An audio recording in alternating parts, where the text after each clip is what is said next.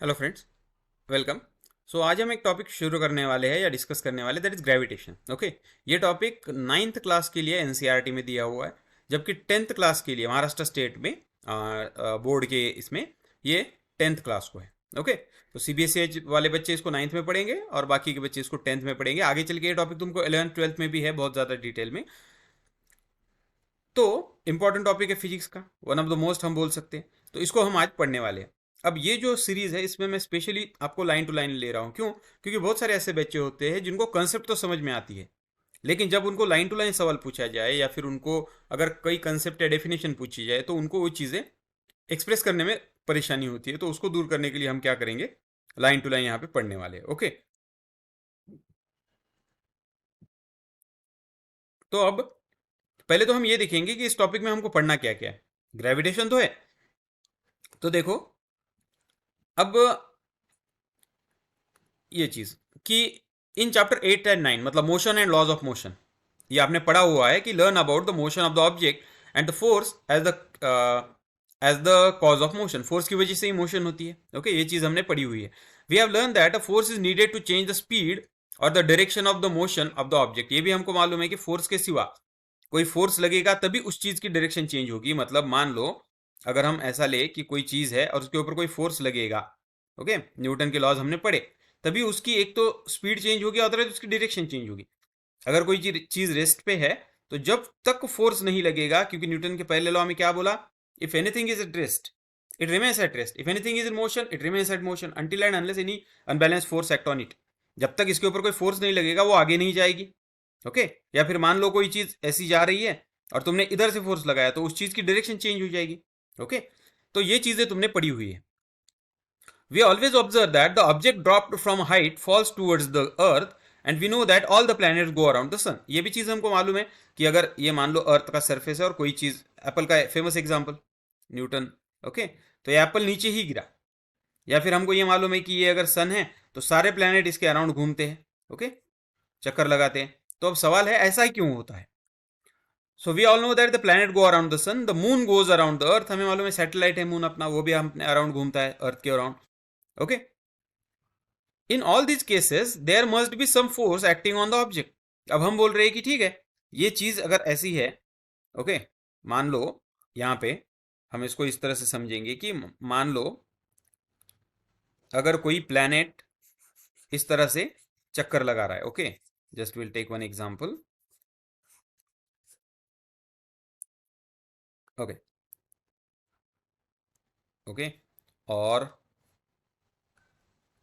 ये है मान लो तुम्हारा,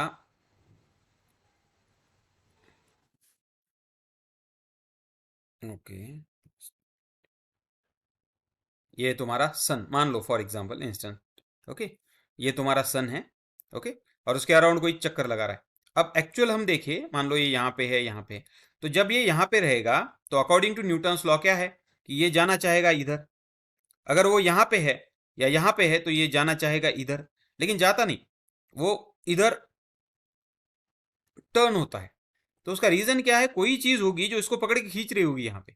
ओके, तो वही चीज जो क्या है ये हमको इस टॉपिक में पढ़ना है। ओके, सो क्या बोला है, देखो, the moon goes around the earth and all over the cases there must be some force acting on the object and the planets. Okay, इन सब के बारे में कोई चीज होनी चाहिए। The Isaac Newton could grasp that the same force is responsible for all these and this force is called as a gravitational force। तो सर आइजैक न्यूटन ने बताया कि फिर ये जो फोर्स है, इस फोर्स को हम क्या बोलेंगे, we call it as a gravitational force. Okay, force of gravitation या ग्रेविटेशनल फोर्स। ओके, और तब उन्होंने ये कंसेप्ट दी, मतलब फोर्स तो सबको मालूम था उनको, मतलब बहुत सारे लोगों को लगता था या बहुत से साइंटिस्ट को ये कुछ फोर्स है जिसकी वजह से घूमता है। ओके, लेकिन इसको स्पेसिफिक नाम दिया किन्होंने, न्यूटन ने। Okay, so in this chapter we shall learn about gravitation and the universal law of gravitation. तो इस टॉपिक में हम पढ़ने क्या वाले हैं, देखो, इस टॉपिक में हम पढ़ने वाले हैं ग्रेविटेशन के बारे में और यूनिवर्सल लॉ ऑफ ग्रेविटेशन के बारे में। We shall discuss the motion of object under the influence of gravitation, मतलब किसी चीज के ऊपर, उसकी मोशन के ऊपर क्या इफेक्ट होता है ग्रेविटेशन की वजह से, वो भी हम यहाँ पे देखने वाले हैं। We shall study how the weight of a body varies from place to place. अब ये तुमने कई बार पढ़ा होगा कि वेट बदलता है अर्थ के ऊपर, ओके। तो वो क्यों बदलता है ये भी हम यहाँ पे देखने वाले। We shall also discuss the condition for object to float on the liquid. अब ये जो पार्ट है फ्लोटिंग या डेंसिटी वगैरह, ये पार्ट डिलीटेड है तुम्हारे एनसीईआरटी से, सिलेबस से इस साल, ओके। तो जो बच्चे एनसीईआरटी के लिए, उनके लिए हम यहाँ तक ही एक्सप्लेन करेंगे। फ्लोटेशन वगैरह पार्ट इस साल डिलीट है, तो हम उसको अभी नहीं एक्सप्लेन करने वाले, ओके। तो यहाँ पे ये चीज़ भी समझ लो कि ऐसा है, अगर आपने यहाँ पे कोई चीज़, हाथ में एक रोप है और उसको यहाँ पे कुछ पत्थर बांधा और उसको आप रोटेट करने लगे, एक्चुअल जब ये यहाँ पे है तो एक्चुअली ये it want to go there, okay. अगर वो यहाँ पे है तो ये चाहता है कि इधर चला जाए, क्योंकि वो हमेशा स्ट्रेट जाना चाहता है, स्ट्रेट लाइन में। लेकिन ये ये फोर्स है या ये जो है उसको खींच रहा है, इसकी वजह से ये नहीं जा पाता और ये कंप्लीट इसी मोशन में घूमते रहता है। तो यही हमको इस टॉपिक में समझना है, ओके। तो बेसिक जो इसका ऑब्जेक्टिव है, आई होप ये तुमको समझ में आया होगा कि हमको पढ़ना क्या है एक्चुअल में, ओके। Now see gravitation. अब इसमें, okay, see, we know that the moon goes around the earth. An object, when thrown upward, reaches the certain height and then falls downward. It is said that when Newton was sitting under a tree, an apple fell on him. The fall of the apple made Newton start thinking. He thought that if the earth can attract an apple, can it not attract the moon? In the force is same in both the cases. And he, अब देखो यहाँ पे क्या सवाल है कि ये famous story तो मालूम है आपको। एक पेड़ था, पेड़ के ऊपर कोई एप्पल था, ओके। और न्यूटन पेड़ के नीचे बैठे थे, तो एप्पल उनके सिर पे आके गिरा। तो उनके दिमाग में सवाल आया, ये नीचे ही क्यों गया, ये इधर क्यों नहीं गया, ऊपर क्यों नहीं गया, दूसरी डायरेक्शन में क्यों नहीं गया, ये नीचे ही क्यों आया, ओके। तो फिर उन्होंने एक लॉजिक लगाया कि कोई फोर्स है जिसको पकड़ के नीचे खींच रहा है, ओके। तो फिर उन्होंने क्या सोचा कि अर्थ के ऊपर यहाँ तो मून भी है, तो वो मून क्यों क्यों नहीं खींचता, या मून क्यों नहीं आके कोलाइड होता अर्थ के ऊपर, या कई सारी चीज़ें हैं जो अर्थ के बाहर होती है तो वो अर्थ की तरफ क्यों नहीं आती, ओके। तो इन सारे सवालों का जवाब इस टॉपिक में हमको मिलने वाला है, ओके। तो उन्होंने क्या सोचा कि if the earth can attract the Apple, can not it attract the moon, okay. तो ऐसा क्या चीज़ है इसमें। The same type of force is responsible for both the cases. He argued that at each point of its orbit, the moon falls toward the earth instead of going off in the straight line. So it must be attracted by the earth, but we do not really see the moon falling towards the earth. Okay? तो अब उनको क्या पता चला, जैसे यहाँ पे example है, ओके। ये देखो, late try this understand with the help of this diagram. तो ये डायग्राम जो है, इसकी मदद से हम उसको थोड़ा सा एक्सप्लेन करने के लिए कोशिश करेंगे, ओके। तो अब देखो, जैसा ये एक थ्रेड है, ओके, और उसके ऊपर हमने जो बात की कि पत्थर है और उस पत्थर को घुमाया जा रहा है, तो वो पत्थर कभी भी, एक्चुअल वो पत्थर चाहता है कि आगे जाए, okay. It always want to go और follow the straight path like this, लेकिन नहीं जा पाता, ये अंदर की तरफ ही आता है। इसका मतलब उसको पकड़ के खींच रहा है। अगर पकड़ के अंदर की तरफ खींच रहा है तो फिर ये अंदर गिरना चाहिए, लेकिन वो भी नहीं होता, वो कंटिन्यूसली घूमते रहता है, ओके। अब देखो यहाँ पे क्या दिया हुआ है, take a piece of thread, small stone, उसको टाई करो और उसको गोल गोल घुमाओ। So note down the motion of the stone and release the thread. तो क्या होगा, तो देखो, जब तक तुम उसको नहीं छोड़ते तब तक वो घूमता रहता है। अगर तुम स्पीड कम करो तो भी वो नीचे गिर जाएगा, स्पीड बढ़ाओ तो आगे चला जाएगा, ओके। तो देखो यहाँ पे क्या मेंशन किया हुआ है कि before the thread is release the stone moves in a circular path with a certain speed or changes the direction at every point. The change in direction involves change in the velocity or acceleration. And the force that causes this acceleration and keep the body moving along the circular path is acting towards the center. And this force is called as the centripetal force. ये चीज़ बहुत important है, देखो। तो फिर उन्होंने क्या पूछा कि ठीक है, आप बोल रहे हो कि ये घूमते रहता है, ओके, एक सर्टन इसमें, जैसा कि हमने बोला कि पहले ये इधर जाना चाहेगा, जब वो इस यहाँ पे आएगा तो यहाँ ऐसे जाना चाहेगा, लेकिन ये घूमते रहता है, ओके। अगर तुम स्पीड बहुत ही ज़्यादा बढ़ाओगे तो ये छूट के निकल जाएगा, अगर स्पीड कम करोगे तो यहीं पे गिर जाएगा, ओके। लेकिन ऐसा नहीं होता, ये फिक्स घूमते रहता है। ऐसा क्यों होता है, तो उसका उन्होंने एक रीज़न दिया कि एक फोर्स है जिस फोर्स को बोला जाता है सेंट्रीपेटल फोर्स। पेड़ हम निकालेंगे ये ग्रीन कलर से, ओके। ये पेड़ था और उसके ऊपर एप्पल था, एप्पल को निकालेंगे रेड कलर से। अब उन्होंने बोला एप्पल अगर अर्थ की तरफ अट्रैक्ट होता है तो ऐसा क्यों नहीं होगा कि ये अर्थ भी एप्पल की तरफ अट्रैक्ट होगी? हो सकता है ना, क्योंकि अगर तुम बोल रहे हो कि एक चीज दूसरे को अट्रैक्ट करती है तो ऑब्वियस है ये अगर इसको अट्रैक्ट कर रही है तो ये भी इसको अट्रैक्ट करेगी, तभी चल के तो अट्रैक्शन होगा। ओके, अब इन्हीं चीजों को हमको यहाँ पे समझना है। ओके, क्यों? क्योंकि हमने न्यूटन का थर्ड लॉ पढ़ा है। What is Newton third law? Every action has equal and opposite reaction. Okay, acting force is equal to reacting force. Okay, so according to the third law of motion the apple does attract the earth, but according to the second law of motion, for a given force acceleration is inversely proportional to the mass of the object. Okay, अब यहाँ पे तीनों laws लगेंगे। देखो, यही चीज है जो हमेशा मैं बोलता हूं कि तुम किसी भी चीज को निग्लेक्ट नहीं कर सकते कि मैंने ये इस क्लास में पढ़ लिया आगे नहीं लगेगा, या किसी टॉपिक को निग्लेक्ट नहीं कर सकते कि मैंने फर्स्ट टर्म में पढ़ लिया आप जरूरत नहीं है। ऐसा नहीं है, हर टॉपिक कहीं ना कहीं एक दूसरे से रिलेट होता है। ओके, तो जैसा हमने बोला, आपको मालूम है फर्स्ट सेकंड लॉ क्या आता है? Force is equal to mass into acceleration. Okay, अब इसने क्या बोला है देखो कि according to the third law of motion, third law क्या होता है? सपोज दो चीजें हैं, F1 is equal to minus of F2, ये भी आपने पढ़ा हुआ है। Okay, the apple attracts the earth, but according to the second law of motion for a given mass acceleration is inversely proportional to the mass of the object. Okay, जो भी acceleration होता है वो इनवर्सली प्रोपोर्शनल होता है मास के। Okay, तो okay, the mass of an apple is negligibly small as compared to that of the earth, so we do not see the earth moving towards the apple. Extend the same argument for why the earth does not move towards the moon. Okay, अब इसको अगर अगर हम इसे लिखे, okay, ये जो formula है F is equal to m into a, मगर मैं अगर इसको मास और इसके फॉर्म में लिखूं तो मैं क्या लिख सकता हूं? A is equal to F by M, can I write?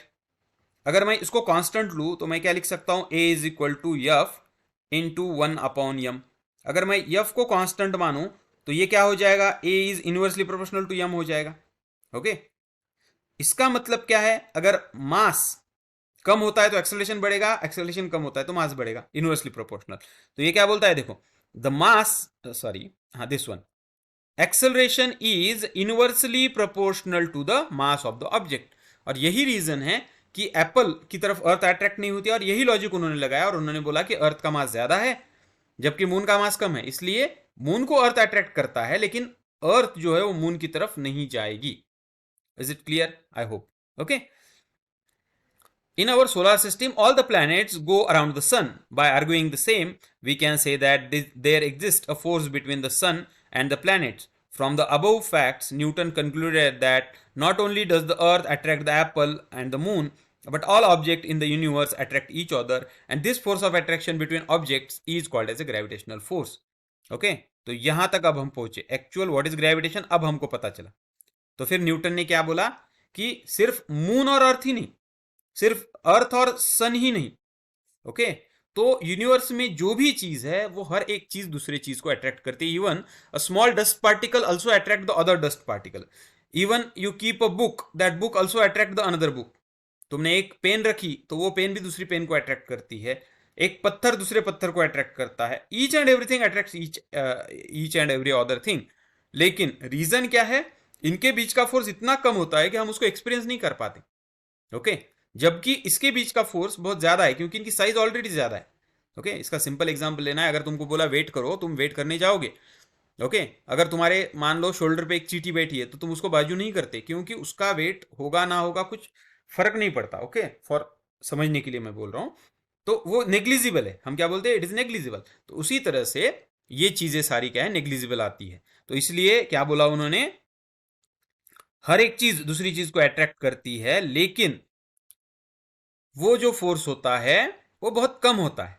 Okay, और इसी लॉजिक से अगर हम लिखे तो हम एक और चीज क्या बोल सकते हैं? हम ये बोल सकते हैं कि जैसा सन है, ओके, यहाँ पे सन है मान लो, और उसके अराउंड जो भी जितने भी प्लैनेट है अपने 8 ओके 8 प्लैनेट, तो सन की ग्रेविटी इतनी ज्यादा है कि वो 8 प्लैनेट्स को कंट्रोल कर सकता है। ओके, जबकि अर्थ की ग्रेविटी कंपैरेटिवली इतनी कम है कि वो सिर्फ मून, अकेले मून को कंट्रोल कर सकती है। किसी प्लैनेट की ग्रेविटी ज्यादा होगी या फोर्स ज्यादा होगा तो वो और ज्यादा को कंट्रोल करेगा। ओके, इस तरह से। ओके, अब जब हम नेक्स्ट पार्ट देखेंगे, ओके, तो अब उन्होंने दिया है actual universal law of gravitation. Okay, तो हमने जो बात की सब चीजों के बारे में कि each and everything attracted towards the each and every other thing. और हम बोल रहे हैं कि ठीक है कि दो चीज़ें अगर अट्रैक्ट करती है तो उनके बीच में फोर्स कम होता है, छोटी है तो, ज़्यादा बड़ी है तो फोर्स ज़्यादा होगा। तो इन चीज़ों को हम थेरोटिकली कैसे एक्सप्लेन करेंगे, तो उसके लिए उन्होंने एक लॉ दिया जिसको हम यूनिवर्सल लॉ ऑफ ग्रेविटेशन बोलते हैं। तो क्या बोलता है यूनिवर्सल लॉ ऑफ ग्रेविटेशन? तो देखो, every object in the universe attracts every other object with a force which is proportional, means directly proportional to the product of their masses and inversely proportional to the square of the distance between them. तो ये है वो law. Okay, ये law क्या बोलता है? देखो, this law states that अगर दो चीजें हैं, ओके, मान लो इसका मास है m1 और इसका मास है m2, ओके, तो ये दो चीजें एक दूसरे को अट्रैक्ट करेंगे 100%, लेकिन इनके बीच में का जो फोर्स होता है वो फोर्स डायरेक्टली प्रोपोर्शनल है, directly proportional to product of their masses m1 into m2। Directly proportional मतलब क्या? अगर मास बढ़ेगा तो फोर्स बढ़ेगा, या फोर्स बढ़ेगा तो मास बढ़ेगा, ओके। जबकि यही फोर्स इनवर्सली प्रोपोर्शनल है, इनवर्सली प्रोपोर्शनल टू द, मान लो इन दोनों के बीच का डिस्टेंस जो है वो d है, तो inversely proportional to square of distance between them. अब कहीं जगह पे ये r दिया होता है, कहीं जगह पे d होता है डिस्टेंस, तो उसमें टेंशन नहीं। इसका मतलब अगर f इज, अब इनवर्सली का मतलब क्या होता है? अगर डिस्टेंस बढ़ेगा तो फोर्स कम होगा, और फोर्स बढ़ेगा तो डिस्टेंस कम होगा। ये सिंपल मैग्नेट की तरह है। मैग्नेट में क्या होता है, देखो, अगर मान लो फॉर एग्जाम्पल, एग्जाम्पल के लिए मान लो एक आयरन का पीस है इतना और एक मैग्नेट है इतना, तो इनमें फोर्स होगा, बहुत ज़्यादा फोर्स होगा। और मान लो मैं मैग्नेट ले लूँ, आयरन पीस ले लूँ इतना और मैग्नेट ले लूँ इतना, और इसके बीच में फोर्स कैलकुलेट करूँ तो कंपैरेटिवली कम होगा इसके बीच, मतलब मास के ऊपर डिपेंड है। जबकि मान लो यही दो चीज़ है, इनमें इतना फोर्स है, दूसरी केस में मैंने क्या किया, इसको दूर लेके गया यहाँ पे और इसको भी दूर लेके गया यहाँ पे। अब अगर मैं इनके बीच में फोर्स चेक करूं तो वो उतना स्ट्रांग नहीं होगा जितना यहाँ पे एक और दो के बीच में जितना है, उसके कंपैरिजन में अब इन दोनों के बीच में उतना फोर्स नहीं होगा। एक सिंपल चीज है, ओके। मैग्नेट पास है तो फोर्स ज्यादा होगा, मैग्नेट दूर गए फोर्स कम होगा, ओके। मैग्नेट छोटे छोटे है फोर्स कम होगा, मैग्नेट बड़े बड़े है मास ज्यादा है फोर्स ज्यादा होगा, इतना सिंपल है, ओके। तो यही चीज यहाँ पे उन्होंने ग्रेविटेशनल लॉ के लिए बताई। क्या बताई? कि एवरी ऑब्जेक्ट, कोई भी ऑब्जेक्ट ले लो तुम, ओके, दैट में B anything, planet, that may be a dust particle, whatever it is, okay। तो यहां पे वही चीज दी हुई है कि दो ऑब्जेक्ट्स है, इसका मास है m1, ओके, m1, और दूसरे का मास है m2, ओके, इसका मास है m2। अब उन्होंने क्या किया, यहाँ पे इसको m बोला है और इसको स्मॉल m बोला है, ओके। सो इसलिए ये फार्मूला आया अपना ही, ओके। अब देखो ये चीज आगे इसको डिराइव करना रहेगा, ओके। तो अब ये फोर्सेस डायरेक्टली प्रोपोर्शनल है और इनवर्सली प्रोपोर्शनल। अब हम क्या करेंगे, देखो व्हाइट बोर्ड पे आसान रहता बट इस पे ठीक है, ओके। तो अब देखो ये चीज हमने क्या बोला कि ये दो चीजें, ये डायरेक्टली प्रोपोर्शनल है मास को और ये, ओके। अब देखो, तो अगर ये डायरेक्टली है और ये इनवर्सली है तो मैं इसको ऐसा सीधे लिख सकता, force is directly proportional to the product of masses m1 m2 and inversely मतलब डिवीजन में आएगा, inversely to what, D square, okay. अब किसी को ये मैथ्स का मालूम नहीं, इनके वैसे तो मालूम होगा 9th में हो तो, ओके, बट इनवर्सली को ही हम क्या लिखते हैं, f is directly proportional to 1 upon D square. तो मैंने क्या किया, ये डायरेक्टली प्रोपोर्शनल है एंड ये भी डायरेक्टली प्रोपोर्शनल है, तो उसको एक साथ किया, तो ये फार्मूला है अपना, ओके। तो मतलब हम लिखेंगे, अगर मुझे अब ये प्रोपोर्शनैलिटी साइन उड़ाना है, प्रोपोर्शनैलिटी का ये उड़ाना है, तो मैं क्या लिखूंगा, एफ इज इक्वल टू कोई कांस्टेंट लेना पड़ेगा, तो उन्होंने कांस्टेंट लिया जी, m1 m2 upon D square. ये आ गया तुम्हारा derivation for what, derivation for, okay, ये आ गया तुम्हारा डेरिवेशन, जिसमें हमने क्या लिखा है, जिसमें हमने लिखा है कि force is directly proportional to this and inversely proportional to d square. Force is directly proportional to m1 m2 and inversely proportional to d square. Okay, तो वही यहाँ पे दिया हुआ है पूरा एक्सप्रेशन। देखो, let two objects A and B, यहाँ पे उन्होंने इन ऑब्जेक्ट को नाम दिए है ए और बी। ओके, मैं अब ये बुक में से बता रहा हूँ तुमको, right. With masses small m and capital M lies at a distance of d from each other. Okay, so let the force of attraction between the two objects is F. According to the universal law of gravitation, the force between the two objects is directly proportional to the product of their masses. Okay, तो उन्होंने क्या क्या लिया देखो, उन्होंने बोला कि उनके बीच में का डिस्टेंस d है, जबकि उसका मास m1 m2 है, तो हम क्या लिखेंगे, force is, okay, directly proportional to masses है, जबकि force is inversely proportional to d है। Actually F is inversely proportional to D square है, जिसको डायरेक्टली के फॉर्म में ऐसा लिखा जाता है। ओके, तो अब उन्होंने क्या किया, ये जो फार्मूला उनको मिला, राइट, ओके, इसे उन्होंने यूज किया, that is force is directly proportional to m और यम, ओके, कैपिटल लिखा उसने और स्मॉल लिया, और डी स्क्वायर, और जब हमने ये प्रोपोर्शनलिटी साइन उड़ा दिया यहां से, तो उसकी जगह पे आया जी। अब सवाल है, ये जी है क्या, तो जी होता है, जी is universal gravitational, okay, constant, universal gravitational constant, जिसे जी बोला जाता है। क्यों बोला जाता है, क्योंकि यूनिवर्सल है, ये पूरे यूनिवर्स में ये कांस्टेंट है। अगर तुम मून पे भी जाओ, कोई चीज तुम्हें कैलकुलेट करनी है, तो यही चीज तुमको हेल्प करेगी। अगर तुम दूसरे प्लैनेट पे जाने का सोचो, तो ये भी, मतलब ये माना जाता है कि यूनिवर्सली कांस्टेंट है, कहीं पे भी ये नहीं बदलती, और इसलिए तुम उस चीज को लेते हो। अब आगे का पार्ट है कि तुमको इसका यूनिट, कई बार यूनिट पूछते हैं, और जो मालूम भी होना चाहिए, और इसकी वैल्यू भी मालूम होनी चाहिए।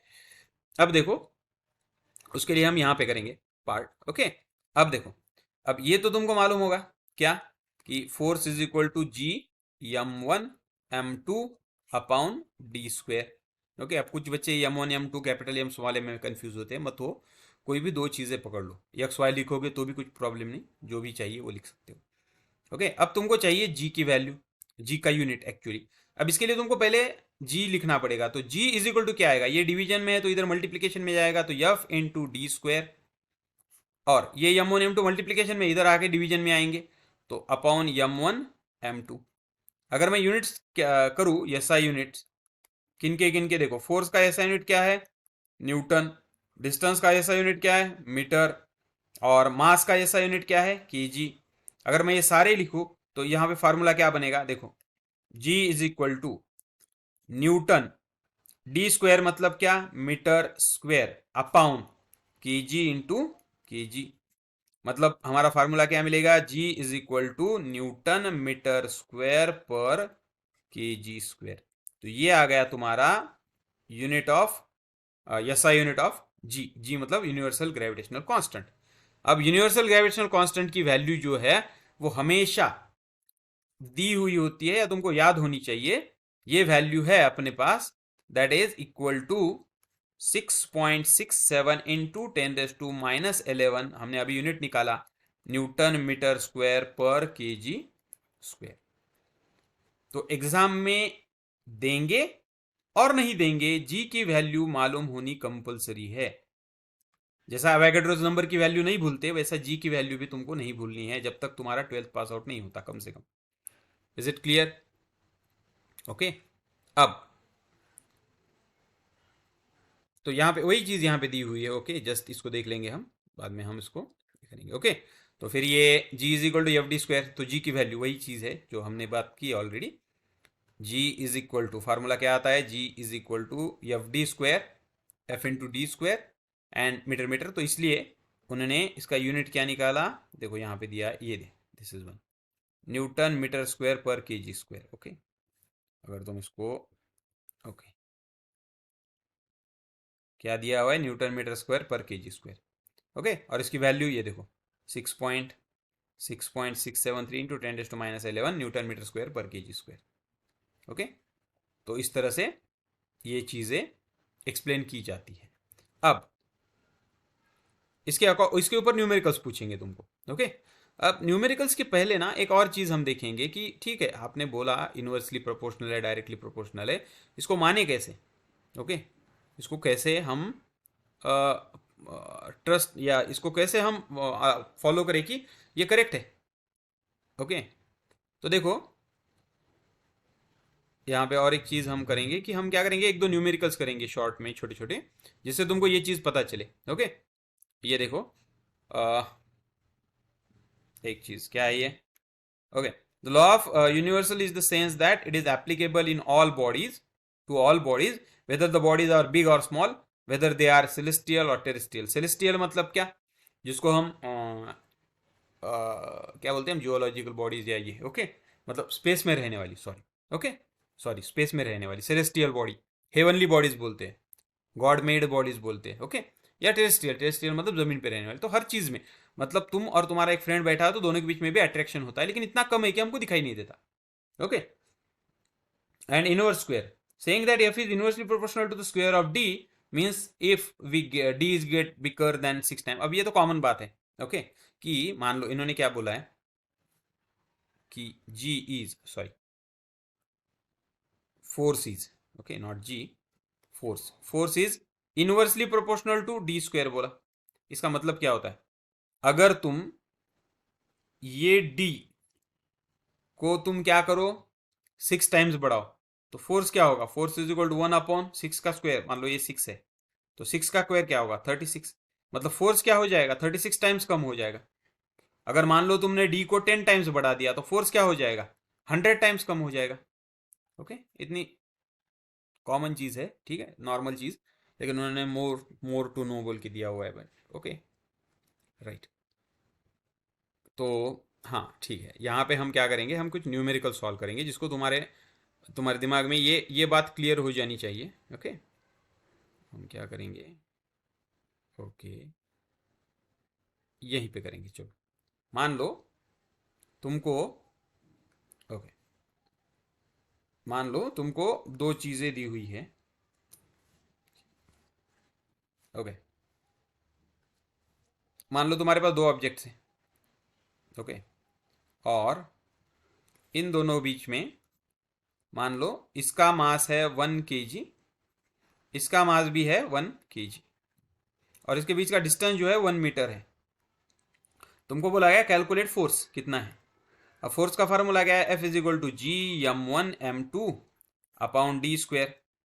तो तुमने क्या किया, जी की वैल्यू रखी 6.67 इंटू 10⁻11 इंटू मास कितना है 1, मास कितना है 1, इसका भी 1 kg, इसका भी 1 kg, whole divided by D square, D कितना है 1 मीटर, तो 1 का स्क्वायर, मतलब ये भी बन गया 1, ये भी है 1, ये भी है 1, तो सारे 1 1 1 कैंसिल हो जाएंगे, मतलब बैलेंस हो जाएंगे। और 6 7 इंटू 10⁻11 न्यूटन फोर्स है ना, तो फोर्स आ गया न्यूटन में। F1 लिखेंगे हम इसको, क्योंकि पहला प्रॉब्लम है अपना। F1 क्या आया, 6.67। अब मान लो दूसरा एक प्रॉब्लम दिया तुमको, और दूसरे प्रॉब्लम में उसने क्या बोला कि टेक टू ऑब्जेक्ट्स। हो गए, यहाँ पे जगह है तो यहाँ पे करेंगे। ओके, अब दूसरा एक प्रॉब्लम दिया उसने, और उसने क्या बोला कि ठीक है आप क्या करो, इस बार दो ऑब्जेक्ट्स लो।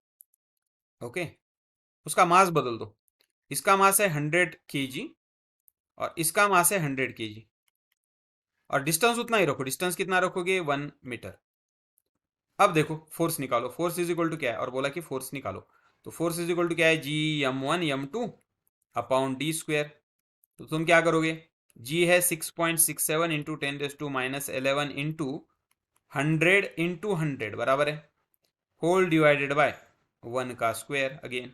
तो 1 का स्क्वायर तो 1 आएगा, लेकिन यहाँ पे 100 है, तो मैं इसको ऐसा लिख सकता 6.67 इंटू 10⁻11 इंटू 10, अब देखो 100 को मैं लिख सकता 10⁻2, और इसको भी लिखूंगा 10⁻2, तो फिर ये आ जाएगा, टोटल क्या होगा इसका 10⁻4, तो फिर ये आ जाएगा 10⁻4। ओके, और मैं इसको सॉल्व करूँ तो फिर मेरा आंसर क्या आने वाला है, 6.67 इंटू 10⁻7 न्यूटन। अब देखो ये तुम्हारा आ गया F2, क्योंकि ये दूसरा प्रॉब्लम है। अब देखो F1 में तुम्हारा फोर्स क्या था, F1 में तुम्हारा फोर्स था 6.67 इंटू 10⁻11। ओके, जबकि F2 में तुम्हारा फोर्स क्या आया, इट इज 6.67 इंटू 10⁻⁻⁷। F1 में क्या था, -11। F2 में क्या था, -7। -11 इज स्मॉलर देन -7, मतलब जब तुमने मास बढ़ाया तो तुम्हारा फोर्स क्या हुआ, बढ़ा। जब तुमने मास को बढ़ाया तुम्हारा फोर्स क्या हुआ, बढ़ा। अगर मास को बढ़ाने से फोर्स बढ़ता है तो डायरेक्टली है कि इनवर्सली है, डायरेक्टली है, ऑब्वियस। ओके, इसका मतलब जो उन्होंने बोला वो करेक्ट है कि मास अगर तुम बढ़ाते हो तो फोर्स भी बढ़ता है। अब दूसरा एक्सपेरिमेंट करने के लिए कहा गया, मान लो अब तुमको बोला कि ठीक है तुम क्या करो, अब दो ऑब्जेक्ट्स लो, ठीक है, दो ऑब्जेक्ट्स लो और दोनों के बीच में m1 m2, इसका मास है 1 kg और इसका मास भी है 1 kg, और इसके बीच में डिस्टेंस जो है, इस बार तुम डिस्टेंस बदल दो, डिस्टेंस तुम क्या करो, 1 किलोमीटर करो। ओके, अब देखो force is equal to G m1 m2 upon D square. अब देखो G क्या है, 6.67 इंटू 10⁻⁻11। ओके ओके, अब तुम्हारा फोर G क्या है, 6.67 इंटू 10⁻⁻11, और मास क्या है, 1। मास क्या है, 1, m1 का भी 1, m2 का भी 1। डिस्टेंस देखो 1 किलोमीटर है, लेकिन हमको चाहिए होता है मीटर में क्योंकि ऐसा यूनिट मीटर है। तो 1 किलोमीटर मतलब कितने, 1000 मीटर, तो उसका स्क्वायर। मतलब ये क्या आएगा, 6.67 into 10⁻⁻11 into 1 whole divided by 10⁻। अब देखो 1000 को मैं लिख सकता हूँ 10⁻3, 1000 को मैं लिख सकता हूँ 10⁻3, तो मैं 10⁻3 का स्क्वायर मतलब कितना हो जाएगा, 10⁻6। इस 6 को ऊपर लेके जाओ तो माइनस होगा, -6, -11 -6 तो क्या होगा, 6.67 इंटू 10⁻⁻17। ये आ गया तुम्हारा क्या, F3, force in third case. अब देखो तुम्हारे फर्स्ट केस में तुम्हारा फोर्स क्या आया था। देखो फर्स्ट के साथ मैं क्यों कंपेयर कर रहा हूं, क्योंकि फर्स्ट केस में तुम्हारे मासेस क्या थे, ये देखो ये फर्स्ट केस, इसमें मास क्या था तुम्हारा, अगर तुम यहां पे ऑब्जर्व करो, ओके, अगर तुम इसमें ऑब्जर्व करो मास क्या था, 1 kg 1 kg, डिस्टेंस था 1 मीटर। अब तुमने यहां पे क्या किया, थर्ड केस में तुमने मास लिया 1 kg 1 kg, ओके, मास को तुमने नहीं बदला, मासेस तुम्हारे यहां पे भी क्या है, 1 kg 1 kg, जबकि डिस्टेंस तुमने बदला 1 किलोमीटर किया। तो F1 में तुम्हारा फोर्स क्या आ रहा था, F1 में फोर्स आ रहा था 6.67 इंटू -11। अब यहां पे देखो, ओके, तो F1 में फोर्स क्या आ रहा था, 6.67 इंटू 10⁻⁻11 आ रहा था। F3 में क्या आया, 6.67 -7 -17, तो ये कम है कि ज्यादा है, मतलब F3 is less than F1। तुमने क्या किया था, डिस्टेंस बढ़ाया, F3 का डिस्टेंस ज्यादा था, डिस्टेंस बढ़ाया D3 में या then this one, in third case distance बढ़ाया तो फोर्स कम हुआ। मतलब ये चीज क्या दिखाती है, ये दिखाती है कि F is inversely proportional to D square, inversely मतलब 1/d²। ओके, तो इससे ये चीजें कंफर्म होती है। ओके, आई होप ये चीजें तुमको समझ में आई होंगी। अब अब यहाँ पे एक न्यूमेरिकल दिया हुआ है उन्होंने। ओके, तो न्यूमेरिकल तो अभी हमने किए, बट फिर भी ये बुक में है तो ये कर लेंगे। क्या बोलता है देखो,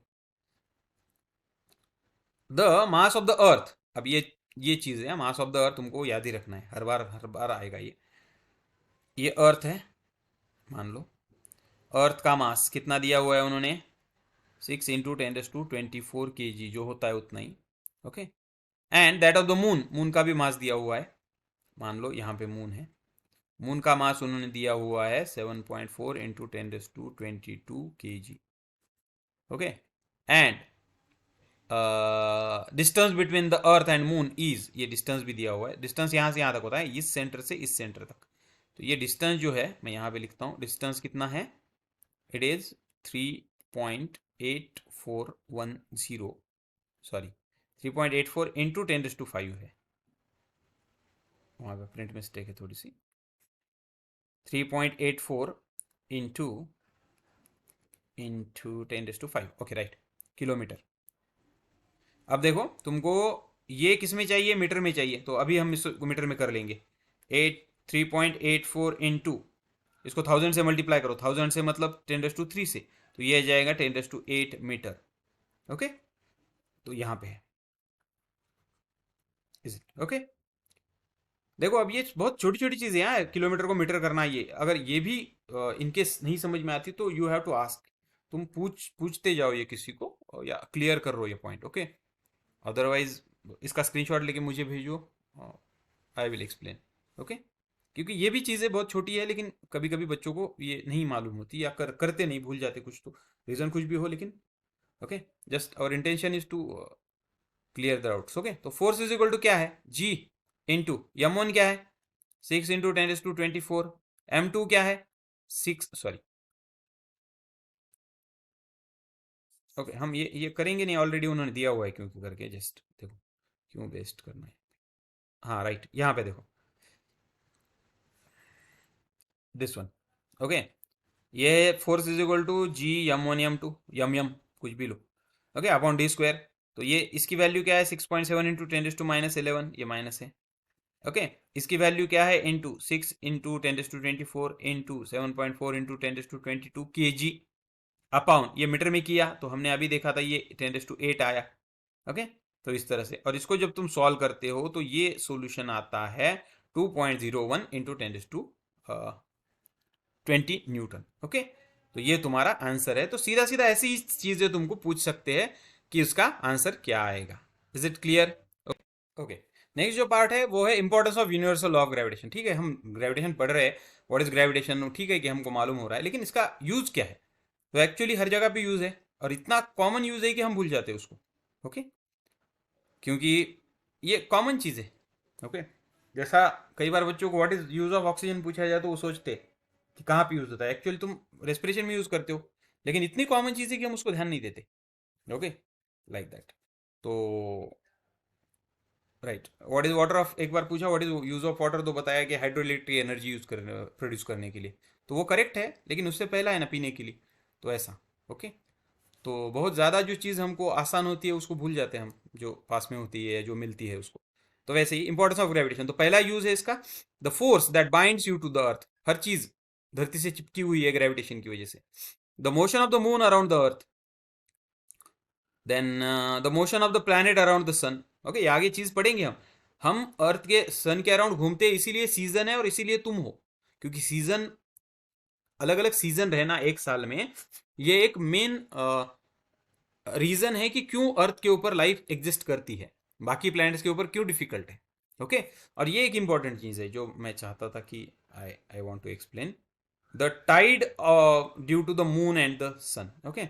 अब देखो एक चीज ये तुमको मालूम है ऑलरेडी, कि धरती के ऊपर जो, या अर्थ के ऊपर सी में जो हाई टाइड लो टाइड आते हैं, ये भी इसकी वजह से होते हैं। अब देखो, अगर मान लो ये अर्थ है, तो देखो ये अर्थ के सराउंडिंग में पानी है, इस तरह से अर्थ कवर्ड विथ वाटर, ओके? अब यहाँ पे मून है, मून कहाँ पे है, यहाँ पे है। अब जैसा हमने अभी बोला, अर्थ तो मून को अट्रैक्ट करती है, मून चाहता है अर्थ को अट्रैक्ट करे, लेकिन पावर नहीं है उतनी, तो अट्रैक्ट नहीं कर पाएगा, ओके? तो यहाँ पे क्या होगा, देखो कि एक चीज मैं और बताना, ओके बाद में बताएंगे, ओके ठीक है? तो यहाँ पे देखो, अर्थ, मून जो है ना, अर्थ को अट्रैक्ट करना चाहता है लेकिन नहीं कर सकता, तो क्या करता है, एटलीस्ट इस पानी को अट्रैक्ट करता है, पानी के मॉलिक्यूल छोटे छोटे होते हैं तो उनको अट्रैक्ट करने लगता है, तो ये मॉलिक्यूल आगे बढ़ जाएंगे। अब जिसको हाई टाइड लो टाइड नहीं मालूम, उसके लिए मैं बताता हूँ, मान लो ये समंदर का तुम्हारा सी शोर है, अगर पानी, कई बार क्या होता है, पानी आगे चला आता है यहाँ पे, ओके? तो इसको बोलते हैं हाई टाइड, ये हाई टाइड। और कई बार ना पानी पीछे की तरफ चला जाता है, तो उसको बोलते हैं लो टाइड। लो टाइड में ज्यादा जमीन दिखने लगती है, हाई टाइड में जमीन पानी के अंदर चली जाती है, ओके? तो ये जो पानी का लेवल बढ़ता है आगे की तरफ, इसको हाई टाइड बोलते हैं। लेकिन एक इंटरेस्टिंग बात है कि हाई टाइड सिर्फ यहाँ पे नहीं आती है, हाई टाइड इस साइड में भी आती है, ये इस साइड पे भी हाई टाइड आती है। अब बोलते हैं कि, तुम बोलोगे कि ठीक है, सन तो यहाँ पे नहीं है, मून तो यहाँ पे नहीं है, फिर क्यों आई? तो उसका रीजन है law of conservation of matter. तो यहाँ का पानी कम होगा ये इस तरफ जाने से, तो उसका बैलेंस बनाए रखने के लिए इस साइड में भी हाई टाइड आती है। तो हमेशा ध्यान में रखो, दो साइड पे हाई टाइड आती है। और एक चीज जो मालूम हुई तो, या रहनी चाहिए, कि ठीक है, समंदर में हाई टाइड आती है, लो टाइड आती है, तो नदी में नहीं आती क्या? तो आंसर है यस, नदी में भी आती है, हर चीज में हाई टाइड लो टाइड आती है। लेकिन नदी नदी एरिया कितना कवर करती है अर्थ के ऊपर, कंपैरेटिवली वेरी लेस। तो उसके ऊपर जो हाई टाइड आती है वो पानी सेंटीमीटर में बढ़ता है सिर्फ, ओके, तो उतना हम इमेज मतलब उसको ध्यान नहीं देते। इवन तुम एक बकेट में पानी रखो तो उसमें भी हाई टाइड लो टाइड आएगी जब अर्थ या मून उसको अट्रैक्ट करेगी पानी को। ओके, लेकिन वो इतना सा होगा मिलीमीटर में, तो हम उसको ध्यान नहीं देते। ओके, और इसलिए हम उसको हाई टाइड लो टाइड बोलते भी नहीं। ये सिर्फ समझने की बात है। Okay, right. और एक चीज तो ये इसके यूज इंपॉर्टेंस है। ओके, हाँ, यहाँ पे एक और चीज जो मैं बताना चाहता था तुमको कि देखो हमने जो बात की ना कि हर एक चीज दूसरे को अट्रैक्ट करती है।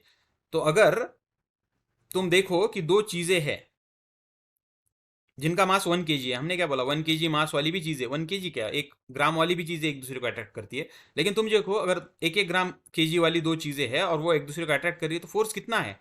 Force is this one. Okay, मैं यहाँ पे लिखता हूँ, फोर्स इज दिस वन। ये है उसका अट्रैक्टिव फोर्स कितना, 6.67 इंटू 10⁻11। मतलब इसको मैं लिखूँ तो 0.000000 ऐसे लिखने पड़ेंगे, 1 2 3 4 5 6 7 8 9 10, और बाद में ये आएगा तुम्हारा 667। ओके, मतलब इतना कम फोर्स है न्यूटन में, इसलिए वो फोर्स एग्जिस्ट नहीं करता या दिखाई नहीं देता। और वही अगर तुम मास और मून का, सन और मून का या अर्थ और मून का निकालो तो वो फोर्स बहुत ज्यादा होता है, जैसा हमने अभी इस प्रॉब्लम में देखा यहाँ पे ना। ओके, हाँ, यहाँ पे देखो, सन और उसने वही पूछा था ना कि mass of the earth and moon, तो उसका ग्रेविटेशन कितना निकला देखो, 2.01, 2 पकड़ लो, इंटू 10⁻20। ओके, तो इसका फोर्स कितना है, ये है 6 point, just a minute. Okay, ये फोर्स कितना है, दो 1 1 kg के इसमें, ये फोर्स है सिर्फ तुम्हारा 6.67 इंटू 10⁻11। जबकि वो फोर्स कितना है, 2.01 समथिंग इंटू 10⁻20। मतलब ये कितना कम है इससे, 20 और फिर -31, मतलब इतने इतना इतना कम है। ये -11 है और ये +20 है, तो इसलिए ये फोर्स इतना ज्यादा है और अर्थ और मून के बीच में, जबकि ये फोर्स बहुत कम है। ओके, तो इस तरह से। फिर उसके बाद नेक्स्ट पॉइंट है अपना free fall. Okay, what is mean by free fall? अब देखो नाम से ही पता चलता है, फ्री मतलब, फॉल मतलब क्या, गिरना। फ्री मतलब क्या, फ्रीली। ओके, जब भी कोई चीज फ्रीली गिरती है तब हम उसको फ्री फॉल बोलते हैं। ओके, तो अब इसमें क्या है देखो, हम लाइन, मैं कभी कभी भूल जाता कि हम लाइन टू लाइन पढ़ रहे तो। ओके, ओके, अब देखो क्या बोलता है, take a stone, throw it upward, it reaches to a certain height and then it start falling down. बराबर है, कोई पत्थर लो, ये जमीन है, एक पत्थर तुमने लिया ऊपर फेंका, यहां तक जाएगा फिर वापस चला आएगा। क्यों आता है? क्योंकि न्यूटन ने क्या बोला था, अगर कोई चीज मोशन में है तो मोशन में, मतलब ये कंटिन्यू ऊपर जाना चाहिए, लेकिन नहीं जाता। क्यों नहीं जाता? क्योंकि उसको नीचे खींचने वाली भी एक ताकत है, लेकिन जब तुमने उसको, तो फिर ऊपर क्यों गया?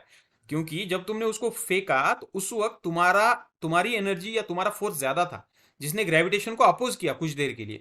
लेकिन बाद में ग्रेविटेशन ज्यादा पावरफुल है तो उसने उसको नीचे खींचा। ओके, सो देखो, तो मतलब ये जो सर्टन हाइट है, ये कौन सी हाइट है? वो हाइट है जहां तक तुम्हारे फोर्स ने काम किया। अगर तुमने पत्थर फेंका ऊपर जाएगा, किसी छोटे बच्चे ने फेंका तो थोड़ा कम जाएगा। ओके, तो इस तरह से। तो देखो, we have learn that the earth attract object towards it, this is due to the gravitational force.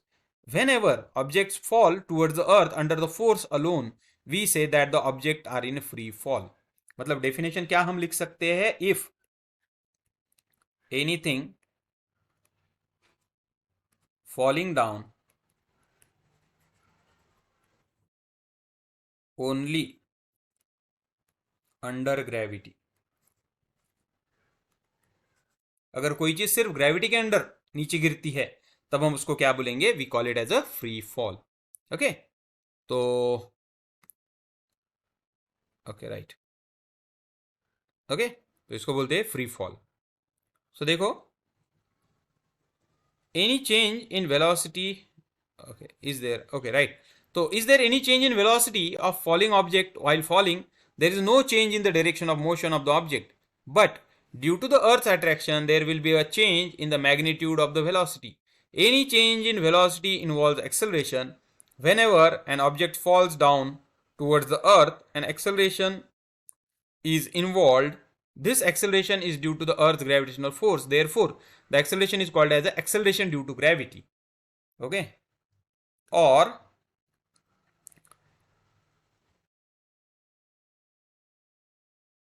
okay, acceleration due to the gravitational force of the earth or acceleration due to gravity, and it is denoted by small g, इसको small g से denote किया जाता है. And the unit of small g is same as that of the acceleration, that is m s square. Okay, m meter पर second square. Sorry, देखो ये अर्थ है, कोई पत्थर है तुमने यहाँ पे फेंका, या ऊपर से, मान लो तुम ऊपर से कोई चीज ड्रॉप कर रहे हो. ड्रॉप करने से पहले इसकी वेलोसिटी क्या थी? इनिशियल वेलोसिटी 0 थी. जब ये नीचे आया, तुमने वर्क एंड एनर्जी में ये चीज समझी हुई है कि जब ये यहाँ पे आया इसकी वेलोसिटी कुछ ना कुछ होगी एक्स में भी, मतलब वेलोसिटी चेंज हुई, बढ़ी या कम हुई, चेंज हुई. ओके, यहाँ पे बढ़ती है बट चेंज है. ओके, और इसको कुछ टाइम लगेगा टी.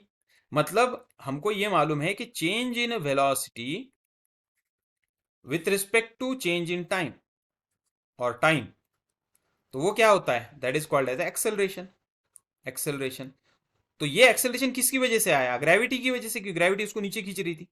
ओके, तो इसलिए इस एक्सेलरेशन को एक नाम दिया गया, उसको बोलते हैं एक्सेलरेशन ड्यू टू ग्रेविटी, और इसको रिप्रेजेंट करते हैं जी से. अगर ये एक्सेलरेशन है तो यूनिट क्या होगा? मीटर पर सेकंड स्क्वायर.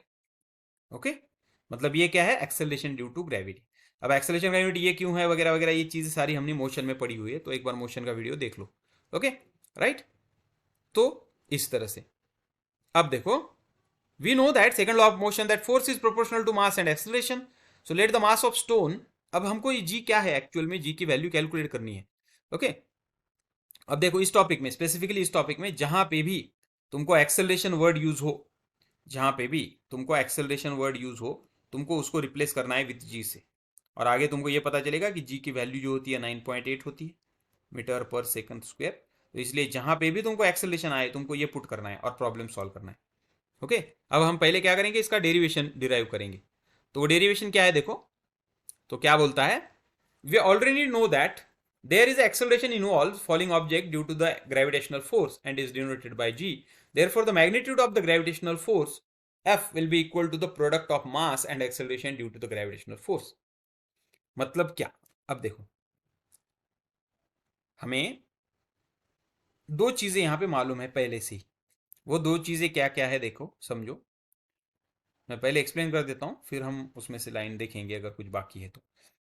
देखो, जब भी कोई, जैसा हमने अभी देखा कि ये अर्थ है, किसी चीज को नीचे खींच रही है, तो इन दोनों के बीच में एक फोर्स एक्सर्ट करेगा, जो हमने अभी बात की. Force is equal to G M 1 M 2. मान लो अर्थ का मास यम 1 है और इसका मास जो है वो यम 2 है. ओके, तो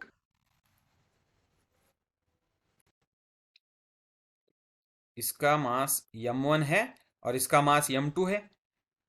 तो फोर्स क्या होगा? जी यम 1 यम 2, और इसके बीच का डिस्टेंस जो है वो डी है मान लो.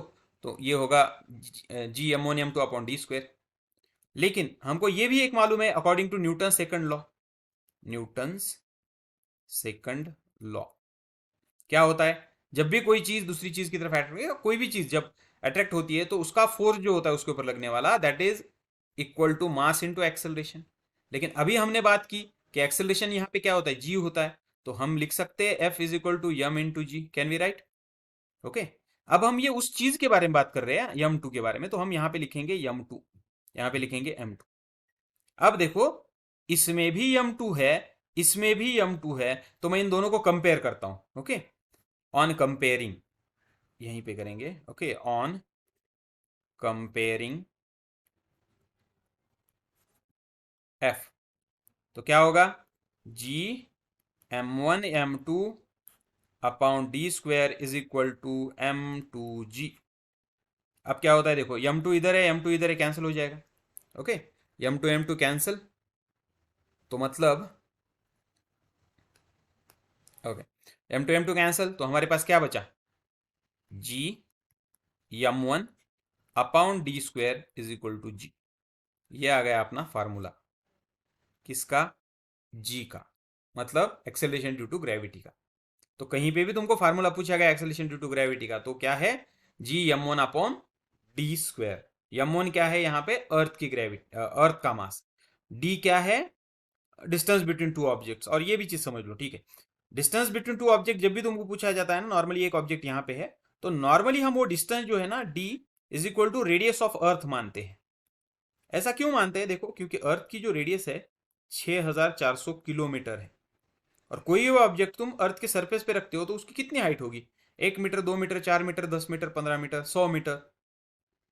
ओके, तो उसका डिस्टेंस बढ़ने कितने वाला है, बढ़ के कितना होगा, 6400.1, 0.2, 0.3। तो उससे कुछ फर्क नहीं पड़ता, इसलिए नॉर्मली इस फार्मूले में डी की जगह हम हमेशा रेडियस ऑफ अर्थ लेते हैं, जो 6 जस्ट मिनट 6.4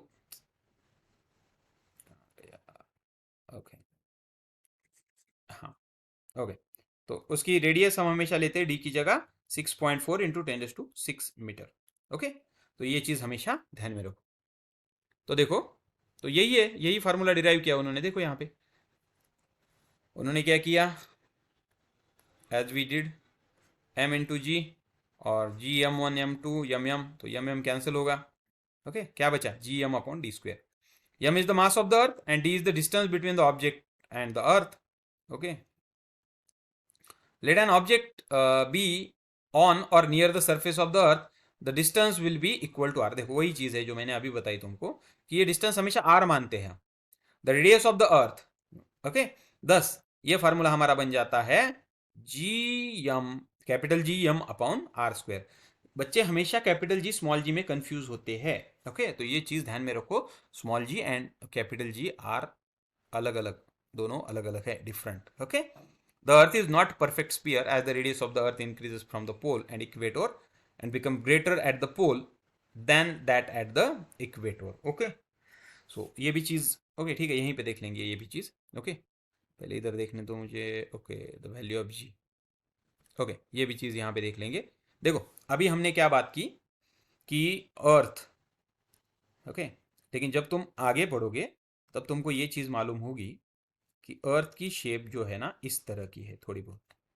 ओके, ये केपलर के लॉ में पढ़ेंगे हम। आई थिंक केपलर के लॉ छूट गए पीछे, लेंगे हम। ओके, अब तुम अगर देखो, ये मान लो उसका सेंटर है अर्थ का। ओके, अब अगर तुम इसकी रेडियस देखो, ये है इसकी रेडियस यहाँ पे, ये है इसकी रेडियस यहाँ पे। ओके, अब ये इतना भी कम ज़्यादा नहीं होता, बट तुमको समझने के लिए मैंने ऐसा लिखा। अब देखो क्या बोलता है, as the radius of the earth increases from its poles to the equator, the value of g become greater at the pole whereas it is less than at equator। अगर ये तुम देखो ना, ये इसको क्या बोलते हैं, इक्वेटर, इसको क्या बोलते हैं, पोल। ओके, ये पोल है, ये इक्वेटर है। अब तुम रेडियस एट इक्वेटर देखो, तो वो होती है 6400 किलोमीटर। लेकिन ये जो होती है ना रेडियस ऑफ पोल, ये होती है 6400 माइनस 32। तो ये आ जाएगी नियर अबाउट 6368 किलोमीटर। ओके, मतलब यहाँ पे कम होती है। और हमने ये फार्मूला देखा, देखो ये फार्मूला क्या है, यहीं पे लिखता हूं मैं, जी इज, देखो ये तो कांस्टेंट रहता, निकाल दो, ये भी कांस्टेंट है, निकाल दो 1 मिनट के लिए। तो जी इज इक्वल टू क्या आएगा, कांस्टेंट इनटू 1/r² आता है। मतलब g is inversely proportional r square है। समझ में आ रहा है, जी is inversely proportional to r square. अगर मैं ये कांस्टेंट निकाल दूं, प्रोपोर्शनलिटी साइन डालूं, तो g is inversely proportional to r square. इसका मतलब क्या है, अगर जी सॉरी आर बढ़ेगा तो जी कम होगा, आर कम होगा तो जी बढ़ेगा। इसका मतलब अगर तुम यहाँ पे डिस्टेंस ज्यादा है, यहाँ पे डिस्टेंस ज्यादा है, 6400 है, यहाँ पे 6300 ही है, 68 है लेकिन कम है, तो इसलिए the value of ji is greater at the pole. तो पोल पे, तो इसलिए क्या होता है, मैं लिखता हूं g at pole is greater than g at the equator. Okay, तो ये चीज तुमको हमेशा ध्यान में रखनी है, कई बार ये तुमको एमसीक्यू वगैरह में पूछ लेते हैं। ओके, मान लो यहाँ पे, अब आगे हम कीमत निकालेंगे, लेकिन मान लो कि यहाँ पे तुम्हारे इसकी कीमत, ओके, यहाँ पे इसकी कीमत है एट इक्वेटर, ये कीमत है 9 पॉइंट क्या बोलेंगे हम, 9.77 है मान लो। तो यहाँ पे ये कीमत आएगी तुम्हारी 9.8। ओके, अब ये मैं समझने के लिए दे रहा हूँ। ओके, एक्चुअल कीमत हम निकालेंगे कैसी है वो, या फिर तुम निकाल भी सकते हो। यहाँ पे तुमको क्या करना है, just g is equal to, formula क्या है अपना, g is equal to m upon, sorry, g is equal to G m upon r square. तो जी तो कांस्टेंट ही रहेगा, यम भी कांस्टेंट रहेगा, क्योंकि जी क्या है, यूनिवर्सल ग्रेविटेशनल कांस्टेंट, यम क्या है, mass of the earth. R सिर्फ बदलेगा, एक बार तुम्हारा आर क्या होगा 6400, एक बार तुम्हारा आर क्या होगा 6368, बस। ओके, तो इस तरह से करके तुम उसको निकाल सकते हो। अब यहाँ पे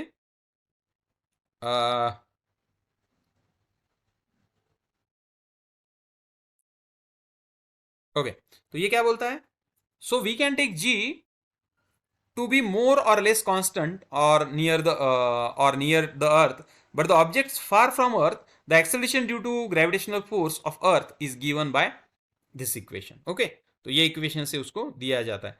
तो हाउ टू कैलकुलेट, मतलब ये लाइन क्या बोलती है, देखो समझ लो। ये वो क्या बोलता है कि, ठीक है,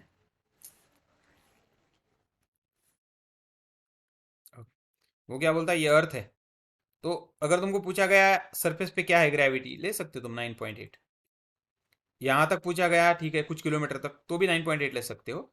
लेकिन जब ये बहुत ज़्यादा ऊपर चला जाता है, मतलब 40-50 किलोमीटर तक, ठीक है, कोई चीज़ अगर सरफेस से 40 किलोमीटर भी ऊपर है तब भी तुम ग्रेविटी को 9.8 9.77 ले सकते हो। लेकिन जब चीज़ें सैटेलाइट के केस में, अब ये तुमको मतलब एनसीईआरटी में नहीं है, स्टेट वाले बच्चे अगर कोई देख रहा है तो स्टेट बोर्ड में ये 10th क्लास में उनको स्पेस मिशन नाम का एक टॉपिक है, उसमें ये है कि सैटेलाइट जब लॉन्च किए जाते हैं तो सैटेलाइट की डिस्टेंस जो होती है अर्थ से हंड्रेड्स ऑफ किलोमीटर होती है, थाउजेंड्स ऑफ किलोमीटर होती है। तो वहां पे तुम जी की वैल्यू को चेंज करोगे या करना पड़ेगा, क्योंकि जी किसके ऊपर है, रेडियस के ऊपर है। तो इसलिए मान लो कोई चीज 100 किलोमीटर ऊपर है, 100 किलोमीटर मतलब ये एक्चुअल तुम्हारा डिस्टेंस कितना था 6400, और अगर ऊपर है तो फिर ये क्या हो जाएगा 64 की जगह 6500 हो जाएगा। तो ऑब्वियस है कि जी की वैल्यू बदलेगी। ओके, तो इस तरह से, राइट। देन नेक्स्ट पॉइंट है to calculate the value of जी। तो जी की वैल्यू कैसे कैलकुलेट करोगे, तो बस वही है, देखो जी हमको मालूम है कितना रखना है, सॉरी, ओके, जी हमको मालूम है कितना रखना है 6.67 इंटू 10⁻11। मास मालूम है कितना रखना है 6 इंटू 10⁻24 kg। रेडियस हमको मालूम है कितनी रखनी है 6.4 इंटू 10⁻6। ओके, तो ये सारी चीजें अगर हम रख देंगे यहाँ पे तो हमको ये वैल्यू मिलेगी 9.8 मीटर पर सेकंड, जो कि एक्चुअल 9.77 होती है, उसको हम 9.8 अप्रोक्सीमेट बोल के 9.8 लेते हैं। ओके, तो ये चीज तुमको याद रखनी होगी, जी की वैल्यू कितनी होती है 9.8, हमेशा ध्यान में रखो।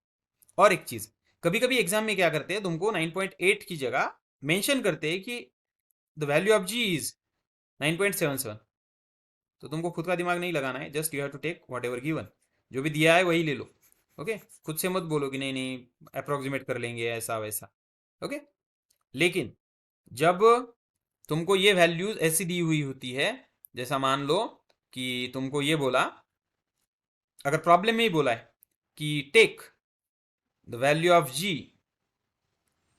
Sorry, value of G as 10 metre पर सेकंड स्क्वायर, तो बहुत आसान है, बस तुमको 10 लेना है, क्योंकि 9.8 में तो मल्टीप्लीकेशन में थोड़ा सा परेशानी होगी, 10 से तो आसानी से कर सकते। अगर 9.77 लेने के लिए बोला तो 9.77, हाँ कुछ भी नहीं बोला तो तुम 9.8 लेना हमेशा। कुछ भी नहीं बोला तो 10 नहीं ले सकते हैं, कुछ भी नहीं बोला तो 9.8 ही लेनी है। अगर उन्होंने खुद मेंशन किया कि 10 लो तो 10 लेनी है। ओके, और एक चीज यहाँ पे, ओके, अब जी की वैल्यू जो है ना, स्मॉल जी और कैपिटल जी में ये फर्क होता है कि जी की वैल्यू जो है, जी एक वेक्टर क्वांटिटी है। What is mean bye scalar and vector, ये तो हमने पढ़ा हुआ है ऑलरेडी। तो देखो,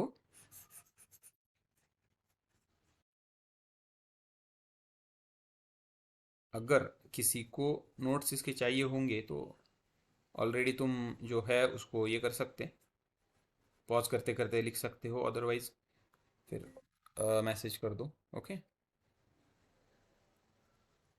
राइट, एक आखिरी का पॉइंट देखेंगे। ओके,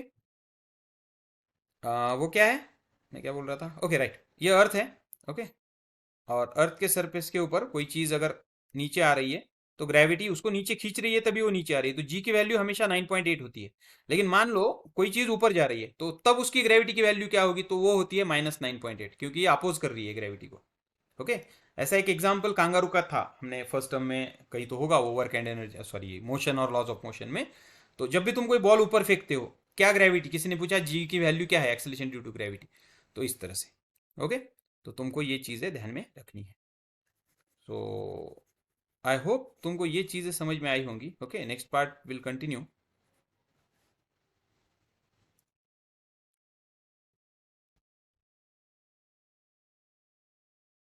सो इसके बाद नेक्स्ट पॉइंट जो है वो है motion of the object under the influence of gravitational force of the earth. Okay, तो अब तक हमने जो चीज़ें पढ़ी, एक्सेलेरेशन ड्यू टू ग्रेविटी भी पढ़ा। ओके, राइट, इसके बाद एक दो ही पॉइंट बाकी है। राइट, तो we can finish this part.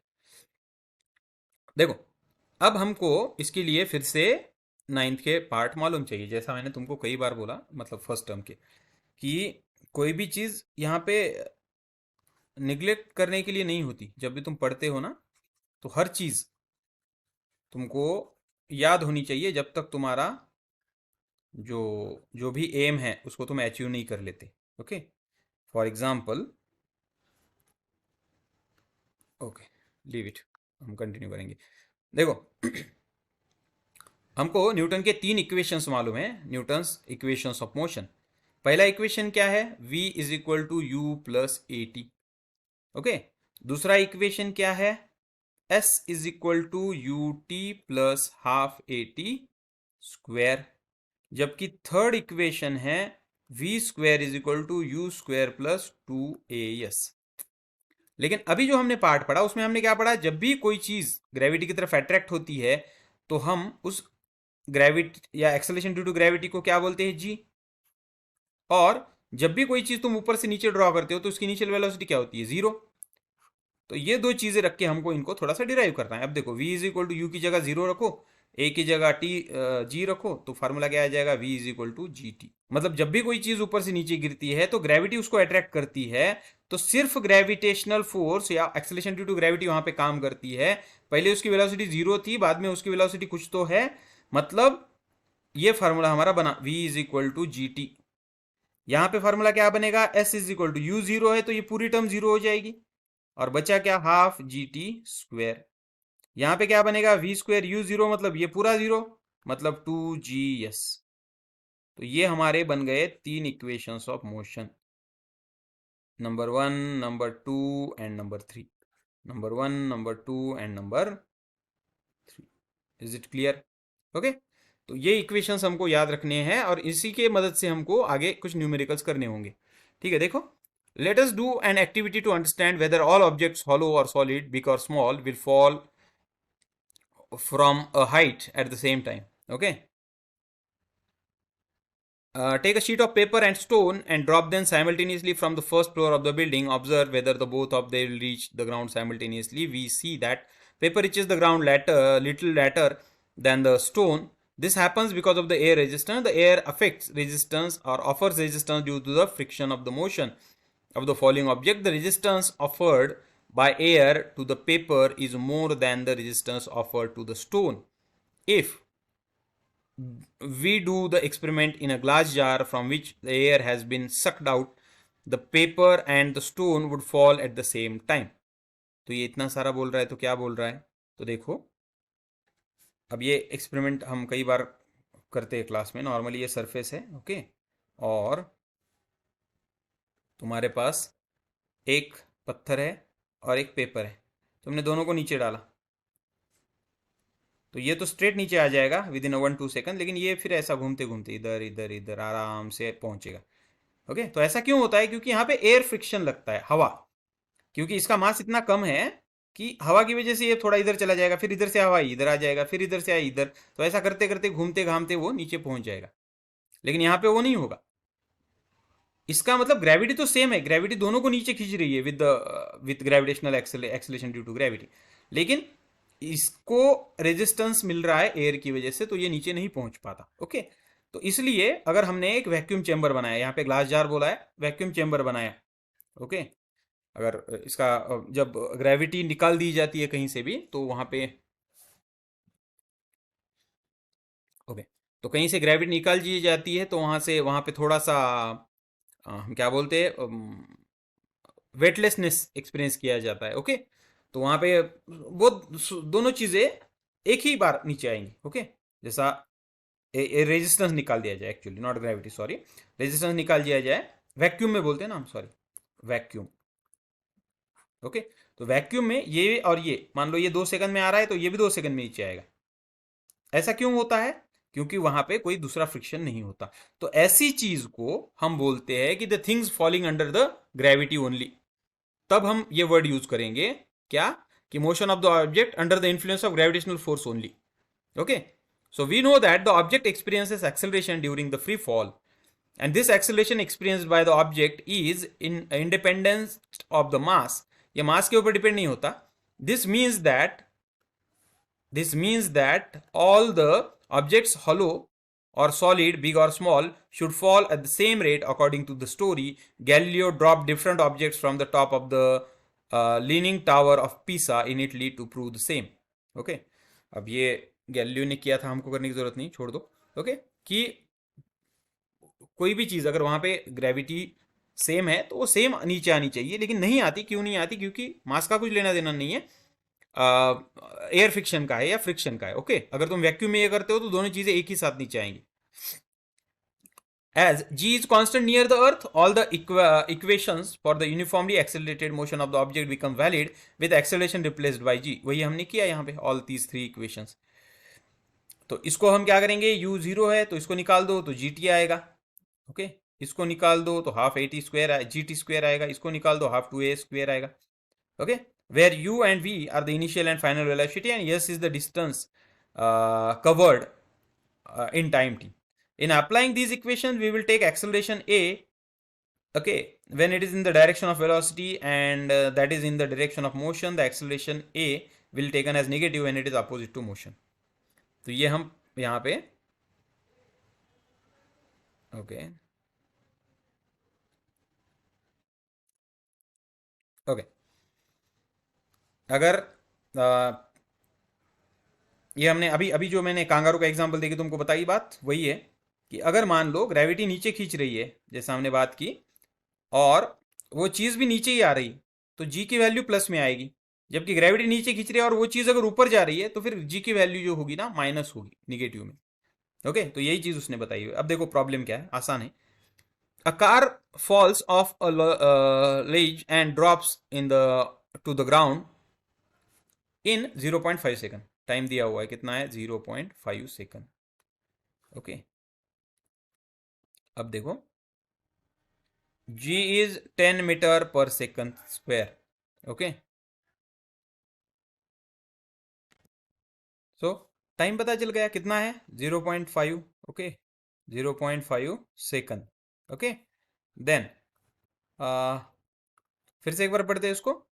A car fall from a lease to drop the ground at 0.5 second in 0.5 second. Let g, हाँ अब देखो ये चीज़ मैंने जो बोला था कि जी तुम पकड़ लो, अगर दी हुई है तो जी दी हुई है 10 मीटर पर सेकंड स्क्वायर.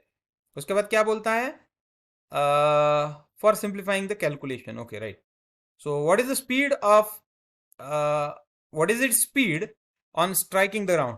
तो जब वो जमीन पे गिरेगी, ओके, तो अब देखो ऊपर से गिरी, इसका मतलब इसकी इनिशियल वेलोसिटी क्या होगी, जीरो, जो तुमको माननी पड़ती है मोस्ट ऑफ द केसेस में. अगर फ्री फॉल है या इस तरह का इक्वेशन तो यू जीरो मानो. अगर यू निकालने के लिए बोला तो वो बात अलग है. Okay, acceleration due to gravity g है. ओके, अब देखो ऊपर से नीचे आई, अभी हमने क्या बोला, ऊपर से नीचे आती है तो जी की वैल्यू प्लस ही लेनी है, तो यहाँ पे +10 आएगा, ये वैल्यू +10, माइनस नहीं आएगी. तो v इज इक्वल टू क्या है, अपना फार्मूला क्या है, actually v is equal to you plus g t था. ए टी था, उसको हमने जी किया, u 0 है तो ये चला गया, तो v is equal to G T. Okay, तो g की जगह तुमने क्या लिया, 10 लिया, t क्या है, 0.5 है, मतलब वेलोसिटी क्या आएगी तुम्हारी, 5 मीटर पर सेकंड. ओके, तो इस तरह से तुम उसको कैलकुलेट कर सकते हो. अब दूसरा न्यूमेरिकल, ओके सॉरी, इसमें और एक चीज़ पूछी ना, क्या पूछा, दूसरा, what is the average speed during the 0.5 second. Okay, उसकी एवरेज स्पीड क्या है बोला. अब एवरेज स्पीड क्या रहती, अब ये भी मोशन में पड़ा हुआ है. Average speed is equal to initial plus final. तो इनिशियल कितनी है, 0, फाइनल कितनी है, अभी जो हमने निकाली 5 मीटर पर सेकंड स्क्वायर, एवरेज मतलब डिवाइड बाय 2, तो बस, तो एवरेज क्या आ गई, 2.5 मीटर पर सेकंड. ओके, अब तीसरी चीज उसने पूछी, क्या पूछी, तो देखो, how high the ledge from the ground. Okay, जमीन से कितना ऊपर है, तो हाइट मतलब ही डिस्प्लेसमेंट है. ओके, तो डिस्प्लेसमेंट है तो उसको हम कैलकुलेट करने का फार्मूला क्या है, S is equal to U T plus half A T square. तो यू टी तो बन गया 0, लेकिन हाफ ए टी स्क्वायर तो है अभी, तो ये है हाफ. ए टी की जगह, ए की जगह जी लो, तो हाफ की जगह हाफ, जी की जगह 10, टी स्क्वायर मतलब 0.5 का स्क्वायर. तो इसको जब तुम सॉल्व करोगे तो तुमको मिलेगा 1.25 मीटर. ओके, तो इतना सिंपल है कैलकुलेशन। और एक प्रॉब्लम उन्होंने दिया हुआ है numerical, N object is throne. हाँ, अब यहाँ पे देखो वर्टिकली अपवर्ड आया। तुम जब किसी चीज को वर्टिकली अपवर्ड ऊपर फेंक रहे हो तो ग्रेविटी को अपोज कर रहे हो, मतलब यहाँ पे वैल्यू जी के 100% माइनस आएगी। देखो, an object is thrown vertically upward and rises to a height of 10 meter, height दी हुई है yes 10 meter. Calculate the velocity with which the object was thrown upward, मतलब यहाँ पे यू पूछा हुआ है उसने, u is equal to question mark. And third, the time taken by the object to reach the highest point, t is equal to question mark. अब देखो यहाँ पे एक चीज पकड़ समझनी पड़ेगी। जब तुम उस पत्थर को, ये जमीन है मान लो, ओके, और जो भी सरफेस है ये है, तो तुम जब उसको ऊपर फेंकते हो ना तो ऊपर तो जाएगा, लेकिन एक स्पेसिफिक हाइट पे जाने के बाद वो चीज रुक जाएगी और फिर नीचे चली आएगी।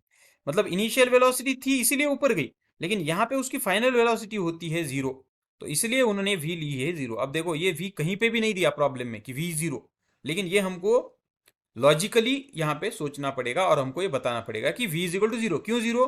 क्योंकि जब भी तुम कोई चीज ऊपर फेंकते हो तो हमेशा ऊपर नहीं जाती, मतलब हमेशा के लिए ऊपर नहीं जाती, वो कुछ देर तक ऊपर जाएगी, बाद में वो नीचे आएगी। तो जब वो ऊपर गई और जहां से नीचे आना शुरू हुआ वहां पे वो रुकती है कुछ देर, for a fraction of second, मतलब वहां पे उसकी वेलोसिटी जीरो हो जाएगी और वो नीचे आएगी। और फिर हमने जो बोला जी की वैल्यू माइनस में आएगी, तो यहाँ पे देखो जी और ए की वैल्यू क्या है, -9.8। तो बस हमें क्या कैलकुलेट करना है, यू कैलकुलेट करना है। तो वी स्क्वायर मालूम है, यू मालूम नहीं है, टू मालूम है, जी मालूम है, यस मालूम है, तो बस वैल्यू पुट करो, ये आ जाएगा तुम्हारा।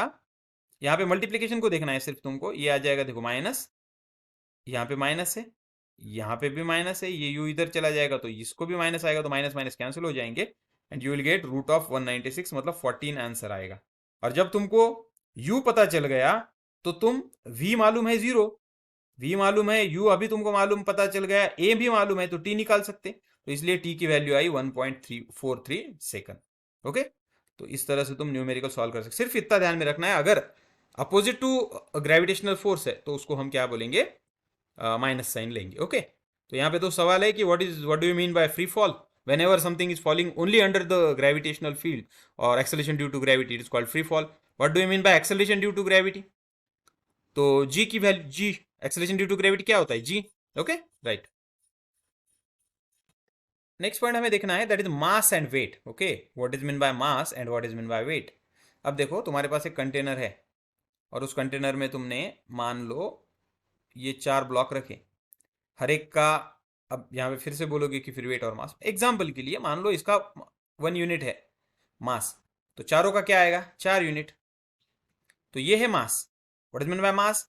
तो mass is nothing but the total content in the container, content in container, कोई कंटेनर है, ओके, उसके अंदर जो भी कंटेंट है, या हम बोलेंगे it is the total amount of matter, amount of substance in a matter और matter in a substance, amount of matter in substance. Okay, किसी भी चीज के अंदर कितना मैटर प्रेजेंट है उसको, उसका क्या बोलते हैं, मास बोलते हैं।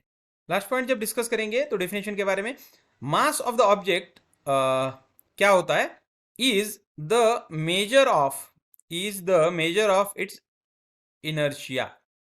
We have also learned that greater the mass, greater is the inertia. It remains the same whether the object is on the earth, on the moon or even in outer space. Thus, the mass of the object is constant and does not change place to place.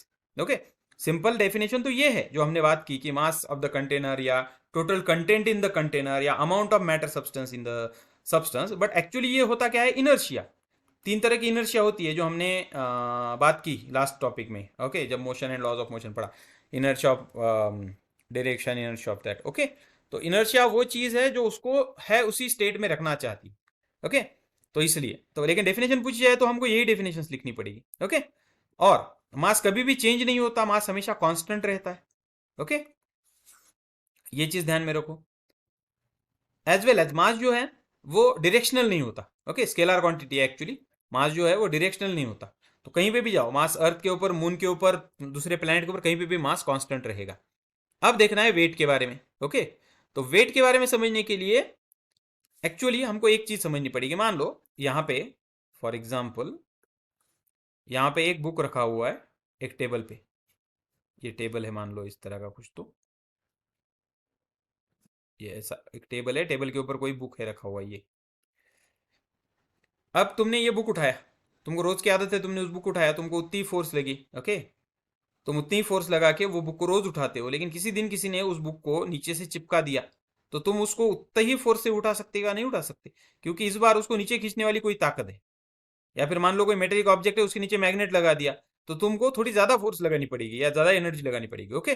तो वही चीज हमको यहाँ पे समझनी होगी। So what is weight? देखो, we know that the earth attracts every object with a certain force and this force depends upon the mass of the object and the acceleration due to gravity. The weight of the object is the force, ये है definition, the weight of the object is the force with which it is attracted towards the earth. मतलब ये अर्थ है, कोई चीज यहां पे है, इसके पास मास तो होगा, लेकिन इसको नीचे भी कोई खींचेगा, अर्थ। तो the weight is the force with which it is attracted towards the earth. तो जब तुम इसको फोर्स लगा के उठाओगे, तो तुमको मास जितना है उसके अकॉर्डिंग भी फोर्स लगाना पड़ेगा, एज वेल एज नीचे खींचने वाला फोर्स कितना है उसके अकॉर्डिंग भी फोर्स लगाना पड़ेगा। मास ज्यादा होगा तो ऑब्वियस फोर्स ज्यादा ही लगाना पड़ेगा, लेकिन ये नीचे खींचने वाला फोर्स ज्यादा है तो भी तुम्हारा जो फोर्स है वो ज्यादा लगेगा। मतलब एक्चुअल फोर्स क्या होता है, जो हमने न्यूटन के सेकंड लॉ में पढ़ा था, force is equal to mass into acceleration.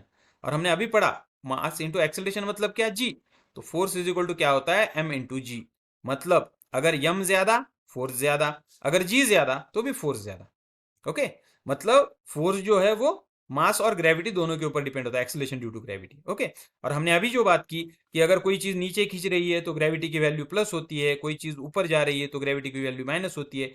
May be gravity की वैल्यू प्लस या माइनस होगी तो फोर्स की वैल्यू भी प्लस और माइनस हो सकती है। मतलब ये तुम्हारी क्या है, वेक्टर क्वांटिटी है, ओके। ये तुम्हारी क्या है, वेक्टर क्वांटिटी है। देयरफॉर हम क्या बोलेंगे, the force of attraction of the earth on an object is known as the weight of the object, okay. तो ये हो गई उसकी definition, the force of attraction of the earth on the object is known as the weight of the object. इसको हम क्या बोलेंगे, weight, ऐसा we call it as a weight, okay. ये डेफिनेशन, ओके, राइट। तो अब ओके, यहां तक की डेफिनेशन। अब देखो, it is denoted by W, ये चीज, मास को हम यम से डिनोट करते हैं, वेट को हम डब्ल्यू से डिनोट करते हैं। मास का यूनिट केजी होता है, वेट का unit, as weight is a force तो यूनिट क्या होगा, न्यूटन, ओके। तो इसका यूनिट क्या होता है, न्यूटन होता है। The weight is a force acting vertically downward and it has both magnitude as well as direction, इसलिए हमने बोला वो वेक्टर क्वांटिटी है। ये डिस्टिंग्विशिंग पॉइंट है, एग्जाम में तुमको differentiate between mass and weight भी पूछ सकते हैं। We learn that the value of ji is constant at a given place, therefore at a given place the weight of the object is directly proportional to the mass, therefore अगर मास ज्यादा होगा, जी तो constant रहेगा mostly, तो wait भी क्या होगा, constant रहेगा, ओके। लेकिन अब ये हमने जो पढ़ा था इंटरेस्टिंग है ये एक बात, ओके, ट्राई टू अंडरस्टैंड, इतना कंप्लीट करेंगे फिर, okay. So we have learn that the value of ji is constant, therefore M remains constant and therefore weight also remains constant. अगर मास बढ़ेगा तो ही वेट बढ़ेगा। It is due to the reason that at a given place we can use the weight of an object as a measure of the mass, and the mass of the object remains the same everywhere. This is and therefore on the Earth and on any planet it remains same. Okay. तो इससे related एक सवाल है, मान लो तुम्हारे पास 1 kg gold है, 1 kg क्या है, गोल्ड, ओके। और मान लो तुमने वो गोल्ड खरीदा, ये अर्थ है, पोलर रीजन में खरीदा और तुम बेचना चाहते हो इक्वेटोरियल रीजन में। ये अब इंटरेस्टिंग और थोड़ा सा ये सवाल है, एग्जाम में नहीं पूछेंगे, लेकिन मान लो यहाँ पे इसका वेट क्या होगा, weight is equal to mass into g. मान लो मैं ये क्या है, गोल्ड का, सॉरी मास है, ओके। तो अब इसका देखो मास कितना है, 1 इंटू ग्रेविटी कितनी है, 9 पॉइंट, यहाँ पे ग्रेविटी ज़्यादा रहती, कितनी रहती, 9.8, तो ये कितना आ जाएगा, 9.8 न्यूटन, बराबर है, ओके। लेकिन वही तुम अगर इक्वेटर पे बेचना चाहो, इक्वेटर पे ग्रेविटी कितनी है, जी की वैल्यू क्या है, हमने बात की थी, मान लो जी की वैल्यू है 9.7, तो इसका वेट 1 इंटू 9.77 मतलब 9.77 न्यूटन हो जाएगा। फॉर एग्जाम्पल के लिए देखो ये 9 पॉइंट, अब गोल्ड मैंने क्यों लिया, क्योंकि महंगा है इसलिए, तो इतना भी फर्क, मतलब बहुत ज़्यादा फर्क होता है, तो इस तरह से, ओके। ये जस्ट इंटरेस्टिंग सवाल था कि एक्चुअल कोई ये है भी कहीं पे, तो आई थिंक मैंने पढ़ा हुआ है कि ऐसा है कि किसी ने सोना खरीदा पोलर रीजन में और बेचना चाहे इक्वेटोरियल पे, तो एक्सेप्टेबल है क्या? नहीं है। क्यों? क्योंकि वहां पे वेट ज़्यादा था भली, यहाँ पे वेट कम निकलता। क्यों? क्योंकि ग्रेविटी बदल जाती, जी की वैल्यू बदल जाती है। ओके, तो इस तरह से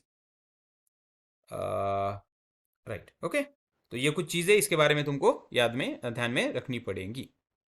राइट, अब ये पॉइंट, वेट ऑफ द, क्या बोलता है देखो, wait of the object on the moon. Okay, कितना है?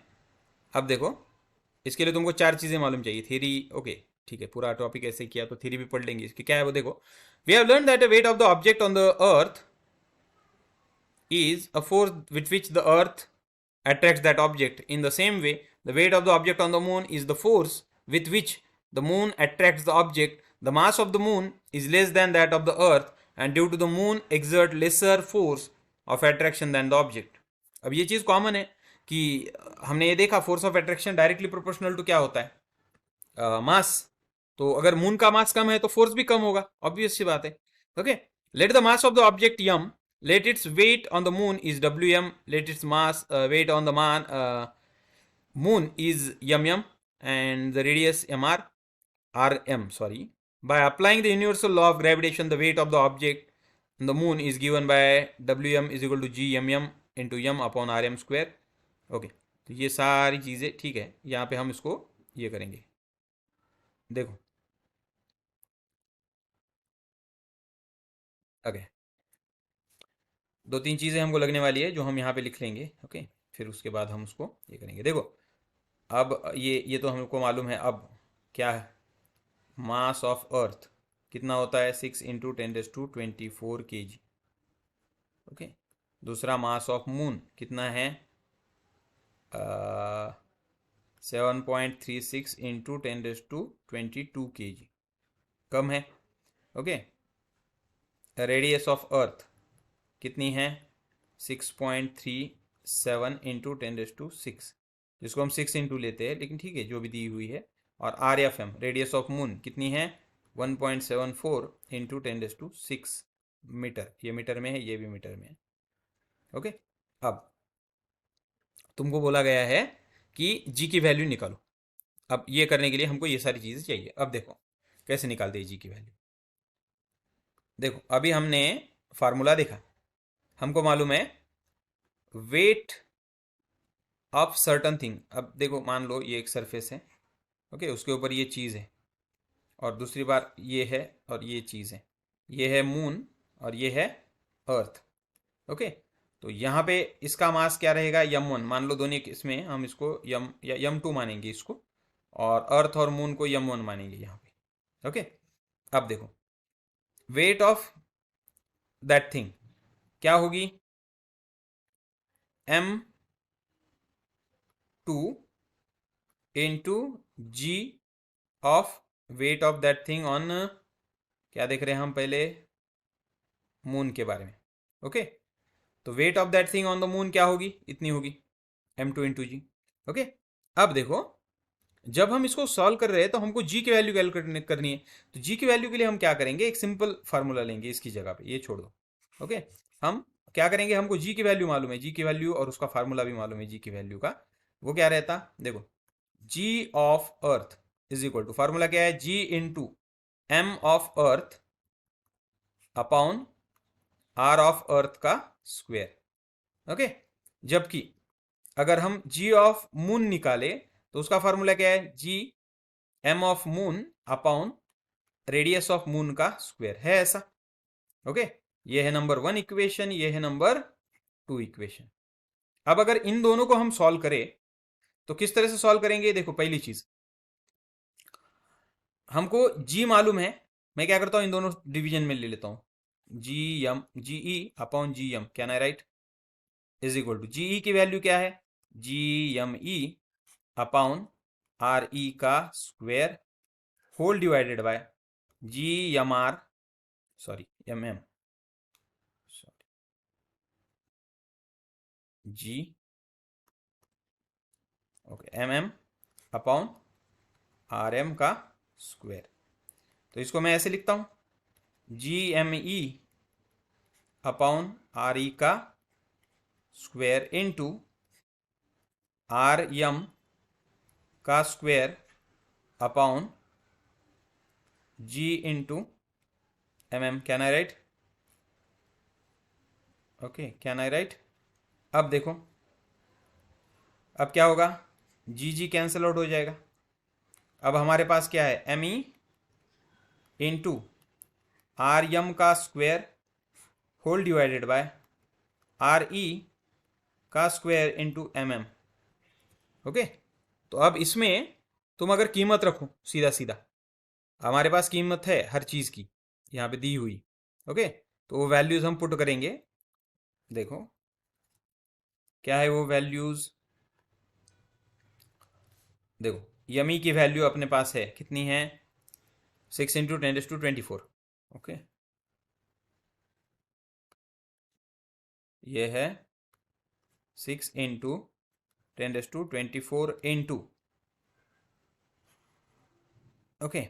अब देखो आर्यम क्या है, आर्यम मतलब रेडियस ऑफ मून कितनी है, 1.74 × 10⁻⁶। ओके, 1.74 × 10⁻⁶ का square whole divided by R E radius of earth कितनी दी हुई है, 6.37 × 6। ओके, 6.37 × 10⁻⁶ का स्क्वायर इंटू, आगे क्या आएगा, 1.74 × 6 mass of moon, sorry mass of moon कितना है, 7.36 × 22। ओके, ये है 7.36 × 10⁻²⁵। अब हम इसको इन दोनों को अगर कैलकुलेट करें तो हमको मिलने वाला है GE upon GM. Okay, GE upon GM, GE upon GM is equal to, तुमको ये वैल्यू मिलेगी।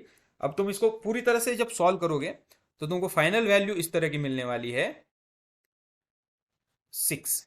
इसको पूरा कैलकुलेट करोगे, मतलब 6 के नीचे कुछ नहीं, मतलब 1 है, तो हम सीधा सीधा ऐसा लिख सकते हैं, G is equal to 6 times of G M, या हम इसको लिख सकते हैं कि G M is equal to 1/6 by G. इसका मतलब क्या है, gravity on earth is 6 times of gravity on moon, और हम उसको लिखेंगे G M 1 is equal to 1/6 of that of GE.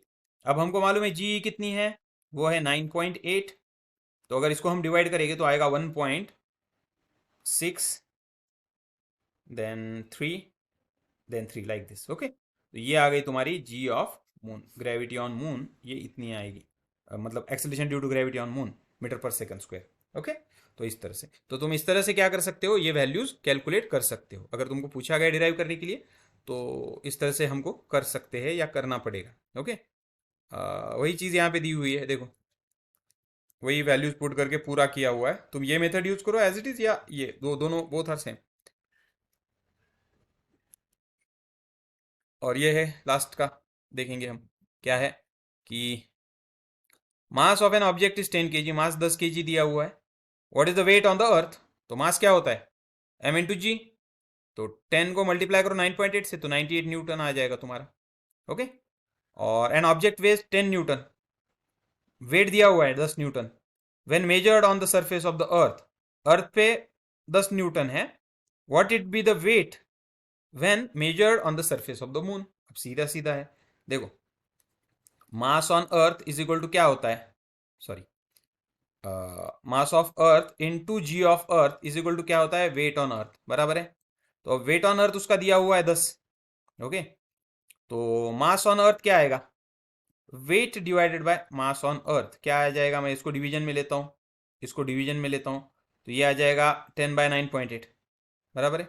Okay, तो ये आ गया उसका मास, तो मास हर जगह पे सेम रहेगा, तो इसको लेके जाओ मून पे, तो मून पे क्या होगा, mass on moon is equal, sorry into G on moon is equal to क्या आएगा उसका, वेट ऑन मून। ओके, तो उसका क्या पूछा हुआ है उन्होंने, वेट वेट ही पूछा है। ओके, तो बस ये अपने पास है, क्या है 10 इंटू 9.8 इंटू जी एम, क्या है अपना जी एम की वैल्यू अगर तुम देखो तो जी एम की वैल्यू ये है ओके, या इसको ऐसा भी लिख सकते हो तुम 1/6 इंटू 9.8, तो 9.8 कैंसिल हो जाएंगे, 10/6, और इसको अगर तुम कैलकुलेट करो तो 1.67 आता है। तो ये आ गया तुम्हारा उसका मास। ये कहाँ से आया, देखो ये कहाँ से आया, ये यहाँ से आया। ओके, तो उसको तुम यूज करके you can find out the values. Okay, तो इस तरह से एक चीज देखो, बहुत बहुत बहुत कॉमन मिस्टेक नहीं बोल सकते बट ये कॉमन है। क्या करते हैं हम, अगर तुमको वेट पूछा गया किसी का भी, हम वेट क्या बोलते हैं, वेट के लिए हम आंकड़ा बोलते हैं, वो एक्चुअली वेट का आंकड़ा होता है, लेकिन उसका यूनिट जो बोलते हैं हम बोलते हैं KG, weight this many KG. तो केजी जो है ना यूनिट है मास का, हम यूनिट बोलते हैं मास का और आंकड़ा बोलते हैं वेट का।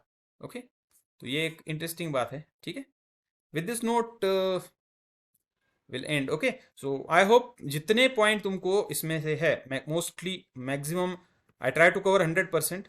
ओके, फिर भी अगर कुछ इसमें लैकिंग है please let me know. Okay, thank you.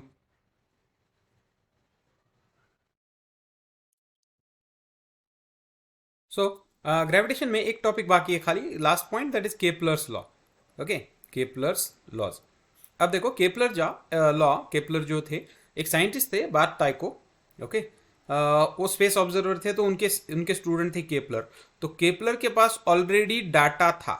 Okay, space में जो भी ऑब्जेक्ट्स है, दैट में भी प्लैनेट और जो भी है, उनके उनके जो हम बोलेंगे कि जो गाइड थे टाइको, ओके, उन्होंने वो डाटा दिया हुआ था कि कौन सा प्लैनेट कब दिखता है, स्पेस ऑब्जर्वर थे तो उनके पास पूरा डाटा था। केपलर ने सिर्फ क्या किया, ही formulated the readings. Okay, formulate the readings, उन्होंने सिर्फ फॉर्मुलेट किया।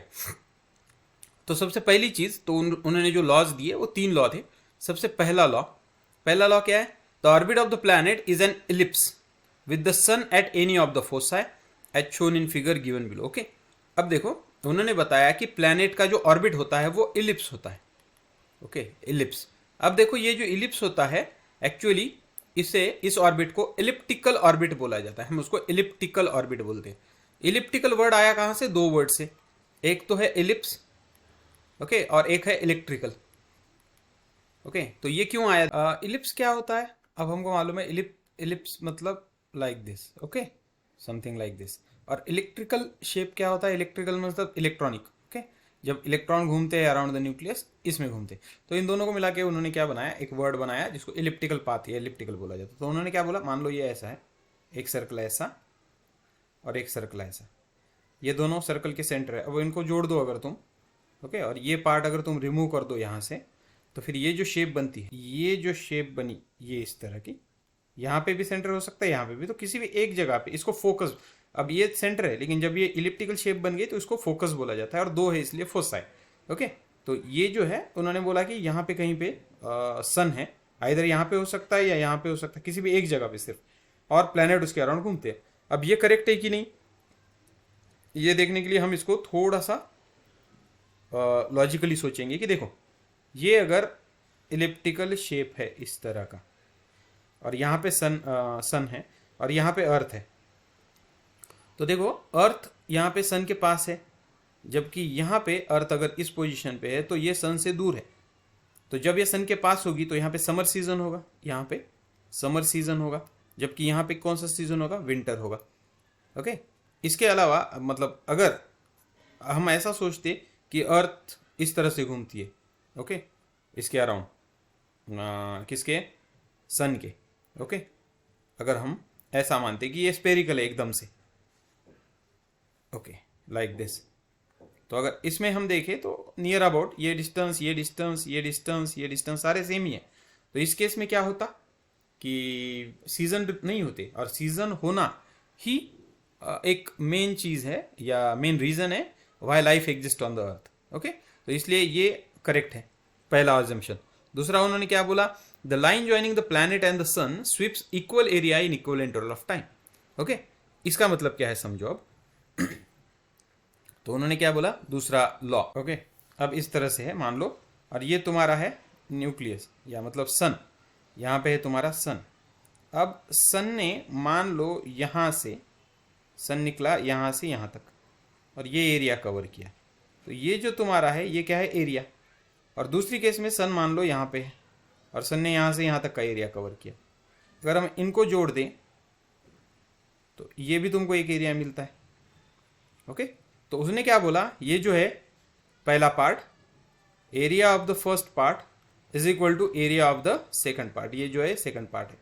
अब ऐसा कब पॉसिबल है? ऐसा तभी पॉसिबल है क्योंकि इक्वल इंटर ऑफ टाइम, मतलब मान लो 2 घंटे में या 2 दिन में, ओके, यहां से यहां तक गया 2 आवर्स, और यहां पे भी 2 घंटे में यहां से यहां गया, लेकिन डिस्टेंस तो दूर है, लेकिन फिर भी एरिया इक्वल आता है। और ये कब पॉसिबल है? ये तभी पॉसिबल है जब वेलोसिटी चेंज हो दोनों जगह पे थोड़ी थोड़ी। ओके, और वेलोसिटी क्यों चेंज होगी? क्योंकि यहाँ पे अर्थ की ग्रेविटी और सन की ग्रेविटी ज़्यादा है, यहाँ पे पास में है तो ज़्यादा ग्रेविटी अफेक्ट करेगी, जबकि इस केस में ग्रेविटी कम अफेक्ट करेगी, और यही रीज़न है। ओके, तो ये दूसरा लॉ है। ओके, दूसरा लॉ क्या बोलता है कि the line joining the sun and the planet sweeps equal area in equal interval of time. Okay, और तीसरा लॉ क्या बोलता है? The cube of the mean distance of a planet from the sun is proportional to square of the orbit of the period. Okay, क्या बोलता है? The cube of the mean distance of a planet from the sun is proportional to square of the its orbital period T. Okay, इसका मतलब क्या है? देखो, मान लो ये एक प्लैनेट है, ओके, और इस प्लैनेट में, ओके, अब ये प्लैनेट है, तो उन्होंने क्या बोला? आर का क्यूब, आर मतलब क्या? उसका distance, okay, is directly proportional to T का स्क्वायर। ओके, देखो, the cube of the mean distance of the planet from the sun is proportional to the square of the its orbital period. Orbital मतलब period, मतलब एक circle complete, एक revolution complete करने को कितना time लगता है। तो हम इसको क्या लिख सकते हैं? We can write it like this. हम इसको ऐसा लिख सकते हैं क्या कि R cube upon T square is equal to K. Can we write? और ये क्या है? के क्या है? के कांस्टेंट है। अब इसका यूज क्या है? देखो, अब इसका यूज इसके लिए है कि जैसा हमें ये मालूम है कि, ओके, अर्थ के बारे में देखेंगे हम। अब अर्थ का डिस्टेंस सन से हमको मालूम है, मान लो ये यक्स है, तो उसका क्यूब लेंगे। टाइम पीरियड भी हमको मालूम है कितना टाइम लगता है एक रिवोल्यूशन कंप्लीट करने में, 365 डेज, तो इसका स्क्वायर लेंगे और इसकी वैल्यू निकालेंगे, तो we can find the value. Yes, मान लो ये एक्स, फॉर एग्जांपल एक्स की वैल्यू फॉर एग्जांपल 100 है, ओके, तो क्यूब ऑफ 100 अपॉन वाई की वैल्यू मान लो 10 है फॉर एग्जांपल, स्क्वायर ऑफ 10, तो के मिलेगा हमको, कितना मिलेगा? 10⁻6, सॉरी 10⁻6 अपॉन 10⁻2, तो इसकी वैल्यू क्या आ जाएगी? 10⁻4। तो के की वैल्यू क्या आ गई? 10⁻4। तो उन्होंने क्या बोला कि ये वैल्यू कांस्टेंट रहती है हर यूनिवर्स के किसी भी प्लैनेट के लिए। तो मान लो कोई एक और प्लैनेट है जिसका तुमको डिस्टेंस निकालना है, डिस्टेंस मतलब क्या? ये आर, ये निकालना है तुमको। ओके, तो तुम क्या करोगे वहां पे? तो देखो, तुम क्या करोगे? यहाँ पे फार्मूला तो वही रहने वाला है, R cube upon T square. अब यहाँ पे टी स्क्वायर में भी मालूम होगा, मान लो ऐसा है कि एक्स तुमको मालूम नहीं, तो उसका क्यूब ले लो, और वाई के लिए मान लो कि टाइम पीरियड यहाँ पे 10 था, मान लो यहाँ पे 20 है, उसका स्क्वायर इज इक्वल टू 10⁻4, ये ऑलरेडी अपने पास है, तो तुम एक्स क्यूब निकाल सकते हो। तो इससे क्या निकलेगा? Therefore what we can do, X cube is equal to 10⁻4 into 20 square. So whatever the value मिलेगी इसकी, तो वो तुम्हारा क्या होगा? एक्स क्यूब होगा, तो उसका क्यूब रूट निकालो तो तुमको एक्स मिलेगा। एक्स मतलब क्या? Distance of that planet. तो इस तरह से तुम किसी भी प्लैनेट का निकाल सकते हो। ओके, जैसा यहाँ पे अर्थ के लिए हम क्या कर सकते हैं? डिस्टेंस मान लो ये है, और टाइम पीरियड तो हमको मालूम है, अर्थ कितना टाइम लगे? 365 डेज, तो 365 डे का 365 का स्क्वायर लो, ओके, और तुमको वो वैल्यू मिलेगी। दूसरे प्लैनेट के लिए जो भी वैल्यू तुमको मिली, ओके, यहाँ पे करते हैं हम। सुनो, जैसा मान लो कोई प्लैनेट है, ओके, और या इसको मैं तुमको एग्जांपल ही वही देता हूँ, छोड़ो, एक्स वाई क्यू लेना समझने के लिए। ओके, जैसा मान लो, ओके, ये एक्स और वाई है, एक्स वाई की जगह हम कीमत ही लेंगे। ओके, अब मान लो फॉर एग्जांपल, एग्जांपल के लिए ऐसा मानो कि अर्थ और सन, ओके, इसका डिस्टेंस मान लो 36 इंटू 10⁸ है। ओके, इसका स्क्वायर करो, और यहाँ पे क्या है? 365 डेज लगते, तो इसका क्या होगा? तुम्हारा स्क्वायर होगा, इसका क्यूब है, सॉरी। ओके, तो तुम्हारी के की वैल्यू क्या आएगी, 36 इंटू 10⁸ का cube whole divided by 365 days का स्क्वायर। ये आ गई तुम्हारी के की वैल्यू। अब ये अर्थ के लिए है, मान लो दूसरे प्लेनेट के लिए, अब तुमको ये मालूम नहीं दूसरे प्लेनेट का, लेकिन तुमको ये मालूम है कि दूसरा प्लेनेट जो है वो 2 साल में एक बार दिखता है। ओके, हम एक साल में एक चक्कर कंप्लीट करते हैं, दूसरा प्लेनेट मान लो 2 साल में दिखता है। 2 साल मतलब क्या, 2 टाइम्स। तो वहां पे क्या होगा ये मालूम नहीं हमको, तो यक्स पकड़ लो, यक्स का क्यूब, और यहाँ पे 365 into 2 whole square is equal to K की वैल्यू अभी हमने निकाली, ये है, इसकी वैल्यू क्या है फिर, ये 36 into 10⁸ whole cube divided by 365 का स्क्वायर। अब इसको तुम कैलकुलेट कर सकते हो, कैसे कैलकुलेट करोगे, सिंपल मैथमेटिकल इक्वेशन है। तो ये चीज़ ऊपर चली जाएगी, यहाँ पे 365 कट हो जाएंगे, 2 का स्क्वायर बचेगा, और उसको तुम फिर मल्टीप्लाई कर लो। ओके या फिर लिखता हूँ मैं 360 इंटू 10⁸, 360 का क्यूब इंटू 10⁸ का भी क्यूब होल डिवाइडेड बाय 365 का स्क्वायर इंटू, ये चीज़ें ऊपर चली गई, तो ऊपर जाने के बाद क्या मिला तुमको, 365 का स्क्वायर इंटू 2 का भी स्क्वायर होल डिवाइडेड बाय, नहीं बस इतना ही। ओके, इज इक्वल टू क्या आएगा तुम्हारा, एक्स का क्यूब आएगा। अब देखो 365 स्क्वायर कट गया, अब इन सब का मल्टीप्लिकेशन करोगे तो तुमको एक्स क्यूब मिलेगा, तो उससे तुम एक्स निकाल सकते हो। एक्स मतलब क्या, एक्स मतलब क्या, डिस्टेंस ऑफ एनी प्लेनेट। तो किसी भी प्लेनेट का, जैसा हेलिस कॉमेट 76 ईयर के बाद दिखता है, तो उसका भी डिस्टेंस तुम इससे कैलकुलेट कर सकते हो। ओके, तो ये है केपलर के 3 लॉज। स्टेटमेंट तुमको याद रखने पड़ेंगे। याद रखो, साइंस में थियोरेटिकल एक्सप्लेनेशन तुम कर सकते हो, लेकिन स्टेटमेंट, डेफिनेशन और प्रिंसिपल्स या लॉज तुमको कंपलसरी याद होनी चाहिए।